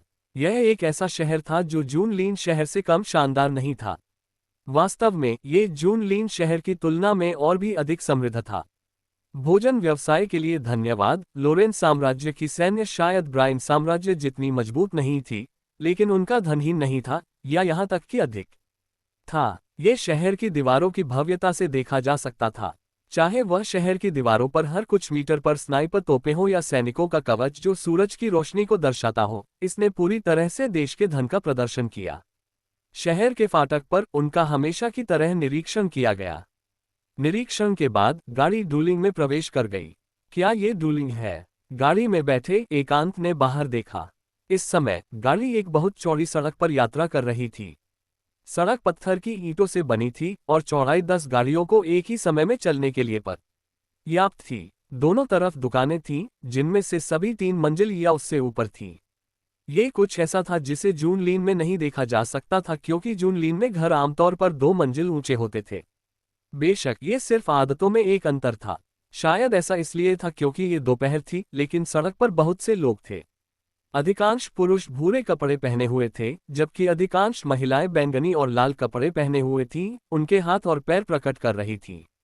उनके सिर पर गहने भी थे, जिससे वे बहुत आकर्षक दिखती थीं। इसने कई आकस्मिक सैनिकों की आंखें उनके सॉकेट से बाहर कर दीं। जूनलीन में बहुत कम महिलाएं थीं जो बाहर इतनी आकर्षक पोशाक पहनेंगी। अगर तुम बहुत ज्यादा प्रकट करती हो तो तुम्हें गार्डों द्वारा भी गिरफ्तार किया जाएगा। लेकिन डूलिंग अलग था, महिलाओं का एक उच्च दर्जा था। बेशक ये बिना कारण के नहीं था। ऐसा इसलिए था क्योंकि लोरेन साम्राज्य की वर्तमान सर्वोच्च नेता महारानी सिंथिया एक महिला थी। जैसे ही एकांत लोगों का निरीक्षण कर रहा था, स्वाभाविक रूप से लोग काफिले का निरीक्षण कर रहे थे। क्या ये ब्राइन साम्राज्य का प्रतीक है? रास्ते में एक आदमी ने अपने बगल में एक बूढ़े आदमी से पूछा। मुझे ऐसा लगता है ब्राइन साम्राज्य का प्रतीक काला ड्रैगन है। सामने की पंक्ति में गाड़ी को देखो, इसमें काला ड्रैगन प्रतीक है। बूढ़े आदमी ने सामने काफिले की ओर इशारा किया। मुझे आश्चर्य है कि वे हमारे देश में क्या कर रहे हैं। कौन जानता है, ये रईसों और रानी के बीच का मामला है। इसका हमसे क्या लेना देना है? बूढ़े आदमी ने बिना परवाह के कहा। ठीक है, ये सच है। इसका हमसे कोई लेना देना नहीं है। आदमी दंग रह गया। हालांकि कुछ सोच विचार के बाद ऐसा ही लग रहा था। अगर कुछ होता भी तो इसका उससे कोई लेना देना नहीं होगा। आदमी ने काफिले का थोड़ी देर और निरीक्षण किया इससे पहले कि वह मुड़ा और चला गया। ... दूसरी तरफ काफिला भी लोरेन साम्राज्य के लोगों के मार्गदर्शन में अपने गंतव्य पर पहुंचा था। यह एक होटल था जो बाहरी लोगों को प्राप्त करने के लिए समर्पित था। जब एकांत सराय में चला गया तो उसने फर्श पर कॉम्पैक्ट टाइलों, हॉल में लटक रहे झूमरों को देखा जो कम से कम दर्जनों सोने के सिक्के के लायक थे, और दीवारों पर लटक रहे चित्रों को देखा। यह तभी था जब एकांत को वास्तव में एहसास हुआ कि लोरेन का राज्य वास्तव में अमीर था। एकांत, चलो पहले हमारे कमरे में चलते हैं। उसके बगल में विद्वान कौशल ने एकांत के कंधे पर थपथपाया और उसे उसके पीछे चलने का इशारा किया। वे दोनों एक वेटर का पीछा कर रहे थे जो उनका इंतजार कर रहा था और जल्द ही अपने कमरे में पहुंच गए। कमरा भी बहुत शानदार था।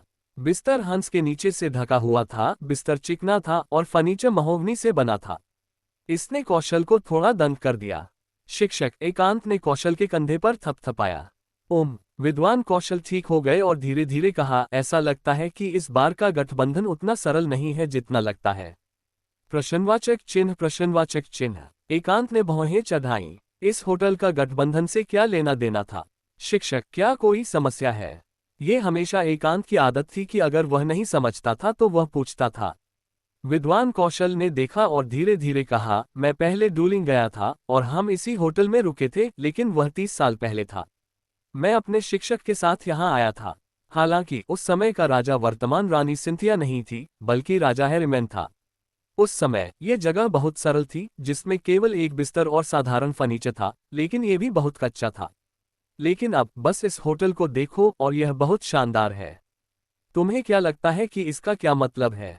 उद्धरण चिन्ह। जब उसने आखिरी वाक्य कहा तो विद्वान कौशल ने एकांत को देखा और चिंतित होकर कहा, इतने कम समय में देश को इतनी बड़ी हद तक विकसित करने में सक्षम होना, ऐसा लगता है कि यह महारानी सिंथिया एक साधारण चरित्र नहीं है। क्या वह इतनी आसानी से गठबंधन के लिए सहमत होगी? उद्धरण चिन्ह। बस इतना ही। एकांत ने सोचा कि यह कुछ बुरा था। लेकिन शिक्षक, इसका हमसे क्या लेना देना है? बातचीत का हमसे कोई लेना देना नहीं होना चाहिए, है ना? एकांत ने एक अजीब अभिव्यक्ति के साथ कहा।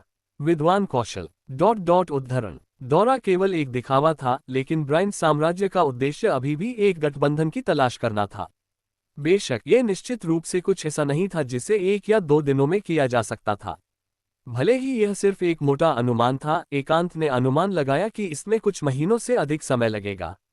जब तक वह लौटता तब तक शिक्षार्थी की परीक्षा पहले ही समाप्त हो जानी चाहिए थी। अगर कुछ भी गलत नहीं हुआ तो हरमन तब तक एक शिक्षार्थी बन जाएगा, और रियाज भी। आखिरकार भले ही उसने परिवार के भाग्य के हिस्से को विरासत में लेने का फैसला किया था, वह एक विद्वान के रूप में अपनी पहचान को कभी नहीं छोड़ेगी, जो एक बड़ा बोनस था। केवल दयनीय, एकांत अभी भी एक साधारण पुस्तकालयाध्यक्ष था। इसलिए उसने एक ब्रेक लेने और जड़ी बूटियों के लिए एक चैनल खोजने के लिए बाहर जाने का फैसला किया। इस तरह उसकी यात्रा व्यर्थ नहीं होगी। हालांकि इस योजना को मार्क्वेस एलिना द्वारा बहुत शुरुआत में ही नष्ट कर दिया गया था। पर्यावरण की सुरक्षा के लिए विचार से कुछ लोगों को छोड़कर सभी को 3 दिनों के लिए होटल में रहना पड़ा। वे उसके बाद ही जा सकते थे। कोई अन्य विकल्प नहीं होने पर एकांत को 3 दिनों के लिए विद्वान कौशल के समान कमरे में रहना पड़ा। प्रत्येक कमरे में 2 बेडरूम थे। हर दिन एकांत अपने कमरे में रहता था और कुछ समस्याओं के बारे में सोचता था। हालांकि विद्वान कौशल भी बाहर नहीं जा सकते थे, वह हर दिन अन्य विद्वानों के साथ घूमते थे। इस अवधि के दौरान उन्होंने एकांत को आमंत्रित किया, लेकिन उन्हें मना कर दिया गया। अंत में एकांत के बेसब्री से इंतजार करते हुए 3 दिन बीत गए। सूरज अभी अभी निकला था कि एकांत बिस्तर से कूद गया। लेकिन ये केवल वह नहीं था, विद्वान कौशल भी जल्दी उठे थे और यहाँ तक कि उससे भी जल्दी उठे थे। एकांत, क्या तुम बाहर जा रहे हो? विद्वान कौशल ने एकांत से पूछा जैसे ही उसने सूट को ठीक किया जो उसने विशेष रूप से बाहर जाने के लिए खरीदा था। हाँ, मैं बाहर जाकर डुलिंग और जून लीन के बीच का अंतर देखने की योजना बना रहा हूँ। एकांत ने मुस्कान के साथ जवाब दिया। सावधान रहो, डुलिंग में बहुत से भाड़े के सैनिक हैं। सावधान रहो और अगर तुम खतरे में हो तो अधिक लोगों वाली जगह पर भाग जाओ। विद्वान कौशल ने याद दिलाया। हाँ, मैं समझता हूँ। एकांत ने सिर हिलाया। फिर उसने देखा कि विद्वान कौशल ने अपने कपड़े ठीक किए, अपनी जेब से कुछ इत्र निकाला और खुद पर छिड़का। शिक शक, क्या आप एक खूबसूरत महिला से मिलने जा रहे हैं? क्या बकवास है? विद्वान कौशल ने एकांत पर एक नजर डाली और कहा, क्या तुम डुलिंग का दूसरा नाम इत्र का शहर नहीं जानते? इस शहर में इत्र बहुत महत्वपूर्ण है। बेशक, मुझे पता है। मैं सिर्फ मजाक कर रहा था। मुस्कुराते हुए एकांत ने भी अपनी जेब से तैयार किया हुआ इत्र निकाला और बस कुछ छिड़का। डुलिंग को इत्र का शहर कहे जाने में ज्यादा समय नहीं लगा था, शायद 20 साल पहले। यह इसलिए शुरू हुआ क्योंकि महारानी सिंथिया को इत्र पसंद था। महारानी को खुश करने के लिए अधिक से अधिक नए इत्र विकसित किए गए। धीरे धीरे डुलिंग को इत्र के शहर के रूप में जाना जाने लगा। इसलिए डुलिंग में इत्र की दुकानों की कोई कमी नहीं थी। हर कुछ दर्जन मीटर पर कोई अन्य दुकानें नहीं हो सकती हैं, लेकिन इत्र बेचने वाली बहुत सी दुकानें निश्चित रूप से थीं। इस देश में हर किसी को इत्र के लिए एक विशेष भावना थी। बाहर जाते समय कुछ इत्र पहनना भी एक प्रथा थी। वे वैसा ही कर रहे थे जैसा रोम के लोग करते थे। शिक्षक, आप आज कहाँ जाने की योजना बना रहे हैं? माहौल को जीवंत करने के लिए एक मजाक करने के बाद एकांत ने पूछना जारी रखा। मैं कुछ पुराने दोस्तों से मिलने जा रहा हूँ। अगर तुम तैयार हो तो तुम मेरे साथ आ सकते हो, लेकिन मुझे यकीन है कि तुम मुझे मना कर दोगे तो मैंने तुम्हें नहीं बताया। विद्वान कौशल ने उस पर एक नजर डाली। 8 साल से अधिक समय तक एक साथ रहने के बाद एकांत कौशल को बहुत अच्छी तरह से जानता था और कौशल भी एकांत को बहुत अच्छी तरह से जानता था। एकांत ने जवाब नहीं दिया और केवल मुस्कुराया, जैसा कि उसके शिक्षक से अपेक्षित था। चलो एक साथ चलते हैं। उन दोनों ने लगभग एक ही समय में पैकिंग खत्म की और एक साथ बाहर चले गए। रास्ते में कौशल एकांत के साथ बात कर रहे थे। जैसे ही वे हॉल में पहुंचे, उन्होंने लोगों के एक समूह को आते देखा। उनका नेतृत्व मार्क्वेस एलिना कर रहे थे। उसके बाद कुछ अर्ल और एक पेशेवर राजनयिक थे। इस समय रईस सभी तैयार थे और राजनयिक के जुड़ने के साथ ये कहने की आवश्यकता नहीं थी कि वे अपनी पहली बैठक के लिए महल जा रहे थे। जब उसने देखा कि यह मार्क्वेस एलिना और अन्य लोग थे, तो विद्वान कौशल ने अनायास ही एकांत को एक तरफ खींच लिया। आखिरकार वे एक दूसरे से परिचित नहीं थे। हालांकि कुछ ऐसा हुआ जिसकी उन्हें उम्मीद नहीं थी। मार्क्वेस एलिना ने वास्तव में उसका अभिवादन किया। सुप्रभात विद्वान कौशल, उद्धरण चिन्ह। कौशल तुरंत दंग रह गए। उन्हें उम्मीद नहीं थी कि मार्क्वेस एलिना पहल करके उनका अभिवादन करेंगे। सुप्रभात लॉर्ड मार्क्वेस, विद्वान कौशल ने हकलाते हुए जवाब दिया। सुप्रभात लॉर्ड मार्क्वेस, एकांत ने सम्मानपूर्वक जवाब दिया। हाँ, हमारे पास अभी भी काम है, तो हम पहले जा रहे हैं, मार्क्वेस ने लापरवाही से कहा। उन्होंने सिर हिलाया और बाहर चले गए। उनके पीछे अर्ल ने भी अजीब अभिव्यक्तियों के साथ विद्वान कौशल को देखा। हालांकि यह एक साधारण अभिवादन था, हर कोई बता सकता था कि मार्क्वेस एलिना निश्चित रूप से इस विद्वान कौशल से संबंधित थे, वरना मार्क्वेस सुप्रभात कहने के लिए नहीं रुकते। ऐसा लगता है कि यह विद्वान सरल नहीं है। उनमें से कुछ ने चुपचाप इसे याद किया और मार्क्वेस के साथ चले गए। एकांत, क्या तुमने देखा? यह मेरी शैक्षणिक स्थिति है। मार्क्वेस और अन्य लोगों के जाने के बाद हालांकि विद्वान कौशल अभी भी थोड़ा भ्रमित थे, फिर भी उन्होंने मुस्कुराया और एकांत से बात की। बेशक ऐसा लगता है कि आपकी प्रतिष्ठा पहले ही ऊपरी स्तरों तक फैल चुकी है। एकांत ने मुस्कान के साथ कहा जैसे ही उसने मार्क्विस पर एक नज़र डाली जो जा रहा था। कहने की जरूरत नहीं है, यह मार्क्विस का एक तरह का इशारा था। जहां तक वह किससे बात कर रहा था, यह एकांत के लिए स्पष्ट था। आखिरकार एकांत के शिक्षक मौजूद थे और वह सीधे उनका अभिवादन नहीं कर सकता था, क्योंकि यह रईसों के शिष्टाचार के अनुरूप नहीं था। वह संभवतः एकांत को नमस्कार नहीं कह सकता था। आखिरकार ये तथ्य कि एकांत ने मार्क्विस को बचाया था एक रहस्य था, तो वह केवल विद्वान कौशल को नमस्कार कह सकता था। हा, एकांत की चापलूसी सुनकर कौशल का चेहरा खुशी से खिल गया। उन्होंने अपने कपड़ों से एक पैसे का बैग निकाला और एक दर्जन चांदी के सिक्के निकाले उन्हें एकांत को सौंपते हुए। इसे लो और खर्च करो, मैं आज अच्छे मूड में हूँ। ठीक है शिक्षक, एकांत ने मुस्कान के साथ विद्वान कौशल से चांदी के सिक्के लिए। मुफ्त पैसे नहीं लेना एक बर्बादी होगी। अपने बटुए में चांदी के सिक्के डालने के बाद एकांत और विद्वान कौशल होटल के प्रवेश द्वार पर अलग हो गए। कौशल एक दिशा में चले गए जबकि एकांत एक गाड़ी की ओर चला गया। सर, क्या आप एक गाड़ी किराए पर लेना चाहेंगे? गाड़ी से पहले आदमी झुक गया और एकांत से पूछा। हाँ, मुझे एक गाड़ी चाहिए जो यथासंभव आरामदायक हो। मैं इसे एक सप्ताह के लिए किराए पर लूंगा। इसकी कीमत कितनी होगी? एकांत ने अपना अनुरोध बताया। आने वाली बातचीत का उससे कोई लेना देना नहीं होगा, तो उसने डुलिंग के चारों ओर घूमने के लिए एक गाड़ी किराए पर लेने का फैसला किया। अनुरोध सुनकर आदमी ने जल्दी से एक गाड़ी ढूंढी जो एकांत की आवश्यकताओं को पूरा करती थी। घोड़ा एक भूरे लाल रंग का घोड़ा था और गाड़ी अपेक्षाकृत उत्तम थी, एकांत की आवश्यकताओं के बहुत अनुरूप थी। ये वाली। एकांत बहुत संतुष्ट था। कुल 5 चांदी के सिक्के, आदमी ने मुस्कान के साथ कहा। जरूर, एकांत ने सिर हिलाया। मोलभाव किए बिना उसने तुरंत 5 चांदी के सिक्के निकाले। भुगतान करने के बाद आदमी ने जल्दी से कोचमैन को बुलाया। वह एक अधेड़ उम्र का आदमी था जो थोड़ा बूढ़ा दिखता था। चलो चलते हैं। एकांत भी गाड़ी में चढ़ गया। सर, हम कहाँ जा रहे हैं? ड्राइवर की आवाज बहुत धीमी थी। सबसे मजेदार जगह। तो चलो कैमेलिया लेन चलते हैं। डुलिंग में सबसे खूबसूरत महिलाएं वहां हैं। कोचमैन ने एक पल के लिए सोचा और कहा। फिर गाड़ी धीरे धीरे चलने लगी। कैमेलिया लेन। इस समय एकांत ने गाड़ी में अपनी आंखें झपकाईं। क्या उसका मतलब? हालांकि चूंकि गाड़ी पहले ही चलने लगी थी, इसलिए मुड़ना निश्चित रूप से परेशानी भरा होगा। कोचमैन के लिए चीजों को मुश्किल नहीं बनाना बेहतर था। वह बहुत दयालु था। लड़के का गला थोड़ा हिला और उसके माथे से ठंडा पसीना टपक रहा था। अभी क्या हुआ? बस एक पल में, इससे पहले कि वह प्रतिक्रिया दे पाता, खंजर पहले ही उसके हाथ से गायब हो गया था। पलक झपकते ही वह एक अपराधी से एक बंधक में बदल गया, जैसे कि यह एक सपना था। हालांकि खंजर की ठंडक ने उसे बताया कि यह एक सपना नहीं था। सब कुछ असली था। मुझे बताओ, तुम कौन हो? तुम यहाँ क्यों आए? एकांत एक सज्जन की तरह मुस्कुरा रहा था।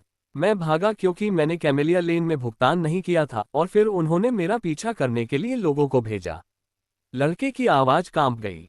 वह जानता था कि इस दूरी पर भले ही उसके सामने वाला आदमी एक साधारण व्यक्ति था, वह उसे आसानी से मार सकता था। नहीं, तुम झूठ बोल रहे हो। एकांत ने सिर हिलाया और उसकी आंखों में तारे दिखाई दिए। उसने लड़के पर एक नजर डाली और कहा, नहीं, तुम्हारे कांपते हुए मांसपेशियों और अप्राकृतिक चेहरे के भावों के अलावा, अगर मैं गलत नहीं हूं तो तुम्हारा शरीर बहुत साफ है। तुम्हें कब कुंवारे हो? बस एक नजर में लड़के को लगा जैसे उसे सिर से पैर तक देखा गया था। वाक्य का पहला आधा उसके दिल को ठंडा कर दिया और दूसरा आधा उसकी आंखों को चौड़ा कर दिया। हालांकि उसकी गर्दन पर एक तेज खंजर रखा गया था, फिर भी उसने अपने दांत पीसकर कहा, ठीक है, मैं तुमसे झूठ बोलने के लिए माफी चाहता हूँ। लेकिन मैं बस इतना कहूंगा, मैं कुंवारा नहीं हूँ। हाँ, आवाज धीमी थी लेकिन बेहद अपमानजनक थी। मुझे अपनी स्थिति के बारे में बताओ। मेरा धैर्य सीमित है। गाड़ी शाम को सड़कों पर चल रही थी। लड़के ने एकांत पर एक नजर डाली। हालांकि उसे पता नहीं था कि क्यों, वह बता सकता था कि एकांत उससे झूठ नहीं बोल रहा था। तो उसने धीरे धीरे कहा, मेरा असली नाम एरिया कजान है और मेरे पिता कजान चैम्बर ऑफ कॉमर्स के मालिक हैं। कजान चैम्बर ऑफ कॉमर्स, ये थोड़ा परिचित लगता है। एकांत ने भौहें चढ़ाईं, महसूस कर रहा था जैसे उसने ये नाम पहले सुना हो। Kazan chamber of commerce Lorentz साम्राज्य का सबसे बड़ा वाणिज्य मंडल है। इसका जड़ी बूटी और इत्र व्यवसाय साम्राज्य में सबसे बड़ा है। एरिया ने याद दिलाया, तुम कजान चैम्बर ऑफ कॉमर्स के मालिक के बेटे हो, तो तुम्हारा पीछा क्यों किया जा रहा है? मुझे यह मत बताना कि तुम्हारे पिता को पता नहीं है। यह अजीब था, लेकिन एरिया की अभिव्यक्ति से वह झूठ नहीं बोल रहा था। ऐसा इसलिए है क्योंकि मेरे पिता की मृत्यु हो गई और मेरे चाचा जोसेफ ने गुप्त रूप से अपनी पूर्व शक्ति का उपयोग करके वाणिज्य मंडल में 2/3 लोगों का समर्थन प्राप्त किया और वाणिज्य मंडल पर कब्जा कर लिया। एरिया ने दांत पीसकर कहा, फिर भी वह तुम्हें क्यों मारना चाहता था जब तुम्हारे पास विरोध करने की क्षमता नहीं थी? एकांत थोड़ा उत्सुक था, क्योंकि मेरे पिता ने वाणिज्य मंडल के लिए मुझे शीर्षक विलेख छोड़ दिया था, इसीलिए वह मुझे पकड़ना चाहता है। अपनी स्थिति को जानते हुए एरिया झक बड़े ऊठा बोलने की हिम्मत नहीं कर रहा था। मुझे जाने दो, अगर मैं वाणिज्य मंडल के लिए अपने अधिकार वापस लेता हूं तो मैं निश्चित रूप से तुम्हें चुकाऊंगा। एरिया उत्तेजित था क्योंकि उसने एकांत को एक ईमानदार नजर से देखा। तुम्हें लगता है कि तुम्हारे पास अभी भी एक मौका है? उसके तेज दिमाग ने उसे स्थिति का जल्दी से विश्लेषण करने की अनुमति दी, लेकिन उसने नहीं सोचा कि एरिया कजान वाणिज्य मंडल को वापस ले सकता है। एक तरफ कई लोगों के साथ एक बड़ा वाणिज्य मंडल था और दूसरी तरफ एरिया कजान था जो अकेला था। चाहे वह इसे कैसे भी देखे, यह विश्वसनीय नहीं लगता था। वास्तव में जब उसने सुना कि area Kazan chamber of commerce के मालिक का बेटा था, तो वह थोड़ा हैरान था क्योंकि कजान चैम्बर ऑफ कॉमर्स उसकी यात्रा के उद्देश्य को हल कर सकता था। हालांकि वह तुरंत समझ गया कि वह बस एक परित्यक्त बच्चे से मिला था। इस बार एरिया चुप था। अगर वह वास्तव में वाणिज्य मंडल को वापस ले सकता था तो उसका इतनी बुरी तरह से पीछा नहीं किया जाता। अगर अचानक आने वाली गाड़ी नहीं होती तो वह पकड़ा गया होता। कुछ सेकंड बाद उसने कहा, वास्तव में मेरे पास अभी भी एक मौका है। जब तक मैं वाणिज्य मंडल के पीछे के प्रमुख रईसों का समर्थन प्राप्त कर सकता हूं, मैं इसे वापस ले सकता हूं। सभी सदस्य गद्दार नहीं हैं। ऐसे लोग हैं जिन पर मैं भरोसा कर सकता हूं। हर बड़े वाणिज्य मंडल के पीछे रईस होते थे और यह उनके समर्थन के कारण था कि वाणिज्य मंडल बेहतर ढंग से काम कर सकता था। लेकिन तुम्हें क्यों लगता है कि वाणिज्य मंडल के पीछे के महान रईस तुम्हारा समर्थन करेंगे? उनके लिए मुझे लगता है कि इससे कोई फर्क नहीं पड़ता कि तुम या जोसेफ वाणिज्य मंडल के नेता हैं। एकांत ने सिर हिलाया। उसके सामने एरिया एक बच्चे की तरह निर्दोष था। नहीं, कजान चैम्बर ऑफ कॉमर्स के पीछे का अभिजात वर्ग अलग है। वह एक असली शीर्ष अभिजात वर्ग है। उसे इस बात की परवाह नहीं है कि कजान चैम्बर ऑफ कॉमर्स उसे कितना लाभ ला सकता है। वास्तव में कजान चैम्बर ऑफ कॉमर्स को उसका समर्थन मिलने का एकमात्र कारण हमारे इत्र का उत्पादन है। वाणिज्य मंडल के पास साम्राज्य में सबसे अच्छा इत्र है। वह एक इत्र प्रेमी है और जब तक मैं एक बेहतर इत्र के साथ आ सकता हूं, मुझे उसका समर्थन मिल सकता है। एरिया एक पल के लिए झिझका और फिर और कहा, इत्र प्रेमी। एकांत ने भौहें चढ़ाईं। ये दुनिया और अधिक हास्यास्पद हो रही थी, लेकिन ये भी सामान्य था। अगर उसे इस बात की परवाह नहीं थी कि उसे कौन लाभ प्रदान करता है और केवल इत्र चाहता था, तो ऐसा लगता है कि अगर एरिया कजान एक बेहतर इत्र के साथ आ सकता था तो वह वास्तव में सकुलीन का समर्थन प्राप्त कर सकता था। एकांत का उसे देखने का तरीका अचानक बदल गया। अगर ऐसा था तो एरिया कजान में बहुत संभावित मूल्य था। वह इस परियोजना में निवेश करना चाहता था। क्या तुम्हारे पास एक बेहतर इत्र है? एकांत ने चिंता के साथ पूछा। उसका खंजर अभी भी एरिया की गर्दन पर था। नहीं, मेरे पास नहीं है। एरिया इस बार वास्तव में चुप था। एकांत, जैसा कि अपेक्षित था, उसे इस बच्चे पर भरोसा नहीं करना चाहिए था। हालांकि अगर वह एरिया कजान को वाणिज्य मंडल प्राप्त करने में मदद कर सकता था तो एकांत की कई समस्याओं को आसानी से हल किया जा सकता था, चाहे वह उसकी सामग्री की समस्या हो या रोलैंड की। उसे इत्र बनाना नहीं आता था, लेकिन अगर उसने अपनी जादूगर शक्ति का उपयोग किया तो यह संभव था। सर, मुझे वास्तव में खेद है। अगर आप मुझे जाने देने को तैयार हैं तो मैं भविष्य में वाणिज्य मंडल को वापस ले लूंगा। मैं निश्चित रूप से। एरिया की आंखें ईमानदार थीं क्योंकि वह विनती कर रहा था। वह वास्तव में डर गया था कि एकांत उसे चाकू से मार देगा। बेशक एरिया को क्या उम्मीद नहीं थी कि इस बार एकांत वास्तव में मुस्कुराया और कहा। एरिया की आंखें चौड़ी हो गईं और वह उसे धन्यवाद देने ही वाला था। मुझे इतनी जल्दी धन्यवाद देने की जरूरत नहीं है। ऐसा कैसा रहेगा? मैं तुमसे व्यापार करना चाहता हूं। एकांत ने एरिया को देखा। उसकी नजर नर्म हो गई। क्या व्यापार? एरिया थोड़ा हैरान था। मैं तुम्हें वाणिज्य मंडल को वापस लेने में मदद करने के लिए एक बेहतर इत्र प्रदान कर सकता हूं। हालांकि समकक्ष विनिमय के सिद्धांत के अनुसार तुम्हें मुझे कुछ वापस चुकाना होगा, एकांत ने मुस्कान के साथ कहा। एरिया पूरी तरह से भ्रमित था। एक बेहतर इत्र, अगर एरिया की गर्दन पर खंजर नहीं होता तो वह जोर से हंस पड़ा होता। कजान चैम्बर ऑफ कॉमर्स ने इत्र से अपनी किस्मत बनाई, लेकिन उसके सामने वाला आदमी ने कहा कि वह एक बेहतर इत्र का उत्पादन कर सकता है। क्या यह एक मजाक था? हाँ, एकांत ने फिर से सिर हिलाया। एरिया उससे मना करना चाहता था, लेकिन एकांत की आंखों में देखते हुए एरिया को एक अकथनीय आकर्षण महसूस हुआ, जैसे कि वह अवचेतन रूप से उससे सहमत होना चाहता था। वह पहले से ही इस अवस्था में था, वह और क्या खो सकता था? क्या होगा अगर एकांत वास्तव में सफल हो गया? ठीक है, एरिया ने सिर हिलाया। तो तुम बदले में क्या चाहते हो?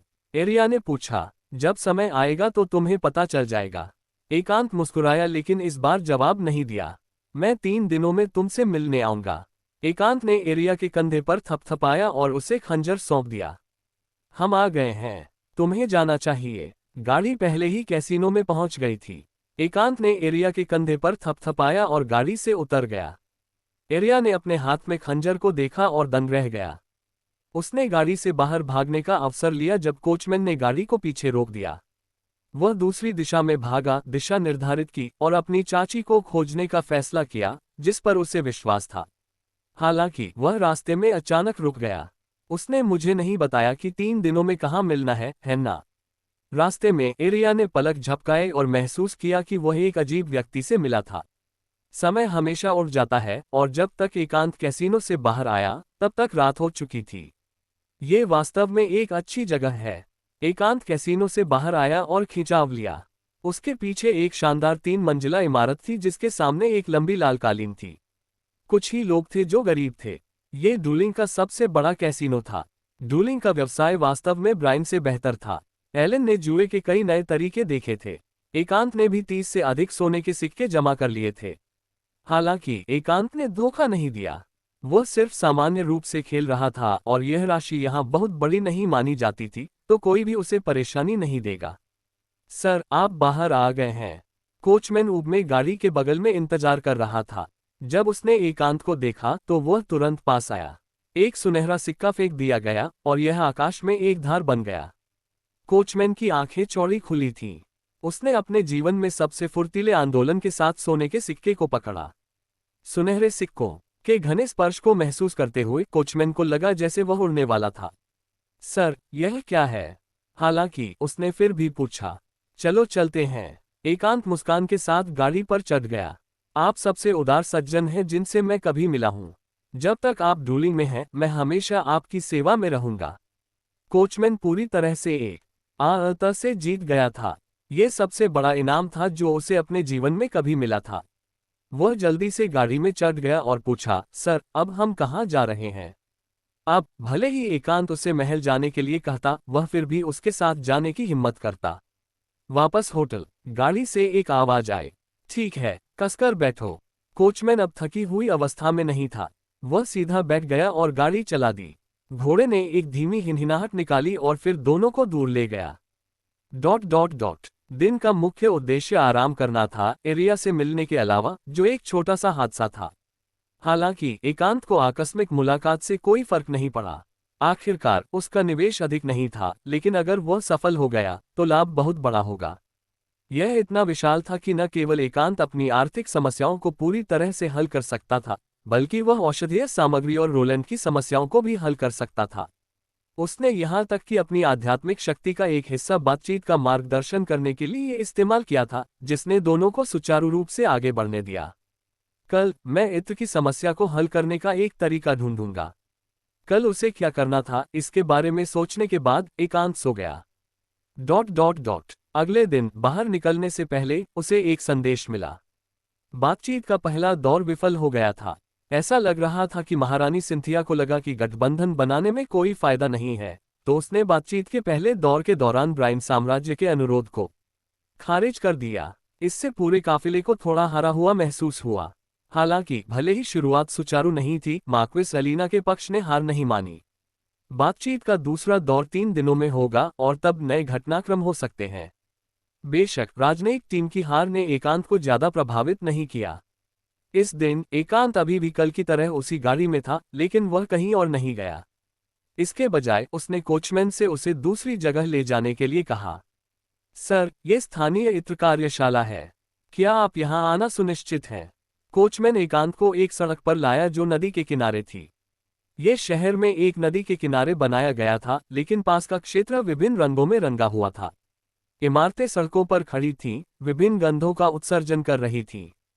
हाँ, मैं हूँ। एकांत अपने घोड़े से उतरा और एक अदृश्य हवा ने तुरंत उसकी नाक के पास की गंध को दूर कर दिया। डूलिंग के सबसे बड़े इत्र उत्पादन आधार के रूप में, अगर आप यहाँ साल भर काम नहीं कर रहे थे, तो एक मुखौटा या कुछ और पहनना सबसे अच्छा था। वरना गंध आपको असहज कर देगी। और वह वहाँ इत्र बनाने के लिए था। उसे पहले अपने प्रयोग को करने के लिए एक जगह किराए पर लेनी थी। सर, ये जगह निजी परिवारों से संबंधित है। अगर आप इसे किराए पर लेना चाहते हैं तो यह मुश्किल हो सकता है। एकांत ने पहले ही कोचमैन को अपना उद्देश्य बता दिया था जब वह आया था। क्या ऐसा है? एकांत ने बस उस पर एक नजर डाली। ... आधे घंटे बाद एक इमारत के सामने। सर, चिंता न करें। ये जगह अगले 3 दिनों के लिए आपकी होगी। मैं अब अपने परिवार के साथ चला जाऊंगा। आप यहाँ के श्रमिकों को भी अपनी इच्छा के अनुसार आदेश दे सकते हैं। एक छोटी इत्र कार्यशाला के सामने एक अधेड़ उम्र का आदमी झुक रहा था और मुस्कुरा रहा था। उसके पीछे एक लिनन के कपड़ों में एक महिला थी, जिसने अपनी बाहों में 7 या 8 साल की लड़की को पकड़ रखा था। वह अभी भी छोटी थी और उसे समझ नहीं आया कि उसके पिता ने उन्हें अपने सामान के साथ क्यों खींच लिया था जब उसके साथ मने के सुंदर भाई ने 30 सोने के सिक्के निकाले थे। ठीक है सर, हम पहले छुट्टी लेंगे। आप बाकी के साथ जो चाहे कर सकते हैं। ये कहने के बाद आदमी ने जल्दी से अपने परिवार को दूर खींच लिया, जैसे कि उसे डर था कि एकांत अपने शब्द से वापस चला जाएगा। उनके पीछे कोचमैन का मुंह मटक गया, क्योंकि उसने उनमें से कुछ को देखा जो अपने जीवन के लिए भाग रहे थे। अभी क्या हुआ? ... अब मुझे कुछ चीजें खरीदने में मदद करो। जैसे ही उसने इत्र कार्यशाला के मूल मालिक को जाते देखा, एकांत अपने पीछे कोचमैन की ओर मुड़ा। हाँ सर, कोचमैन स्वाभाविक रूप से मना नहीं करेगा। उसके बाद एकांत ने कोचमैन को एक सूची और उसके लिए खरीद करने के लिए पर्याप्त पैसा दिया। फिर वह मुड़ गया और कमरे में प्रवेश कर गया। हालांकि यह सिर्फ एक छोटी कार्यशाला थी, इसमें पहले से ही इत्र का उत्पादन करने की क्षमता थी। इसके अलावा यह इत्र की राजधानी थी। भले ही यह सिर्फ एक छोटी कार्यशाला थी, यहाँ उत्पादित इत्र बहुत बुरा नहीं होगा। यकीन के लिए कार्यशाला में कार्यकर्ता ने एकांत को एक नया बना हुआ इत्र सौंप दिया। एकांत ने इत्र की सुगंध को सूंघा और सिर हिलाया। आधार के रूप में ऐसी गुणवत्ता के साथ यह उसकी जादुई औषधि से मेल खाने के लिए पर्याप्त होना चाहिए। ये सही है, एकांत का शुरू से ही इत्र बनाने का कोई इरादा नहीं था। आखिरकार, भले ही उसके पास एक मजबूत सीखने की क्षमता थी, वह 3 दिनों में एक शीर्ष श्रेणी का इत्र कैसे बना सकता था? यह अनुचित और असंभव था। एकांत की योजना मौजूदा इत्र के आधार पर थोड़ी मात्रा में आकर्षण औषधि को मिलाना था और फिर एक ऐसी गंध प्राप्त करना था जिसमें एक विशेष आकर्षण था, लेकिन एक मूल सुगंध भी थी। बेशक यह आसान नहीं था। कठिनाई औषधि और इत्र के अनुपात में थी, लेकिन ये खरोंच से इत्र बनाने की तुलना में बहुत आसान था। 3 दिन पर्याप्त होने चाहिए। आधे घंटे बाद कोचमैन ने सामग्री वितरित की। इसने एकांत को थोड़ा हैरान कर दिया, क्योंकि उसे उम्मीद नहीं थी कि कोचमैन इतना तेज होगा। मैं आज रात वापस जाऊंगा। तुम तब यहाँ आ सकते हो। तुम अब कहीं और जा सकते हो, एकांत ने कोचमैन से कहा जैसे ही उसने सामग्री ली। सर, आपने भुगतान कर दिया है। मैं बस यहाँ इंतजार करूंगा, कोचमैन ने मुस्कान के साथ कहा। ठीक है, उसने कहा। एकांत ने मना नहीं किया और सीधे सामग्री के साथ कार्यशाला में प्रवेश किया। 2 दिन बाद स्टूडियो में एकांत ने मेज पर ताज़ा तैयार इत्र को देखा और संतुष्टि में मुस्कुराया।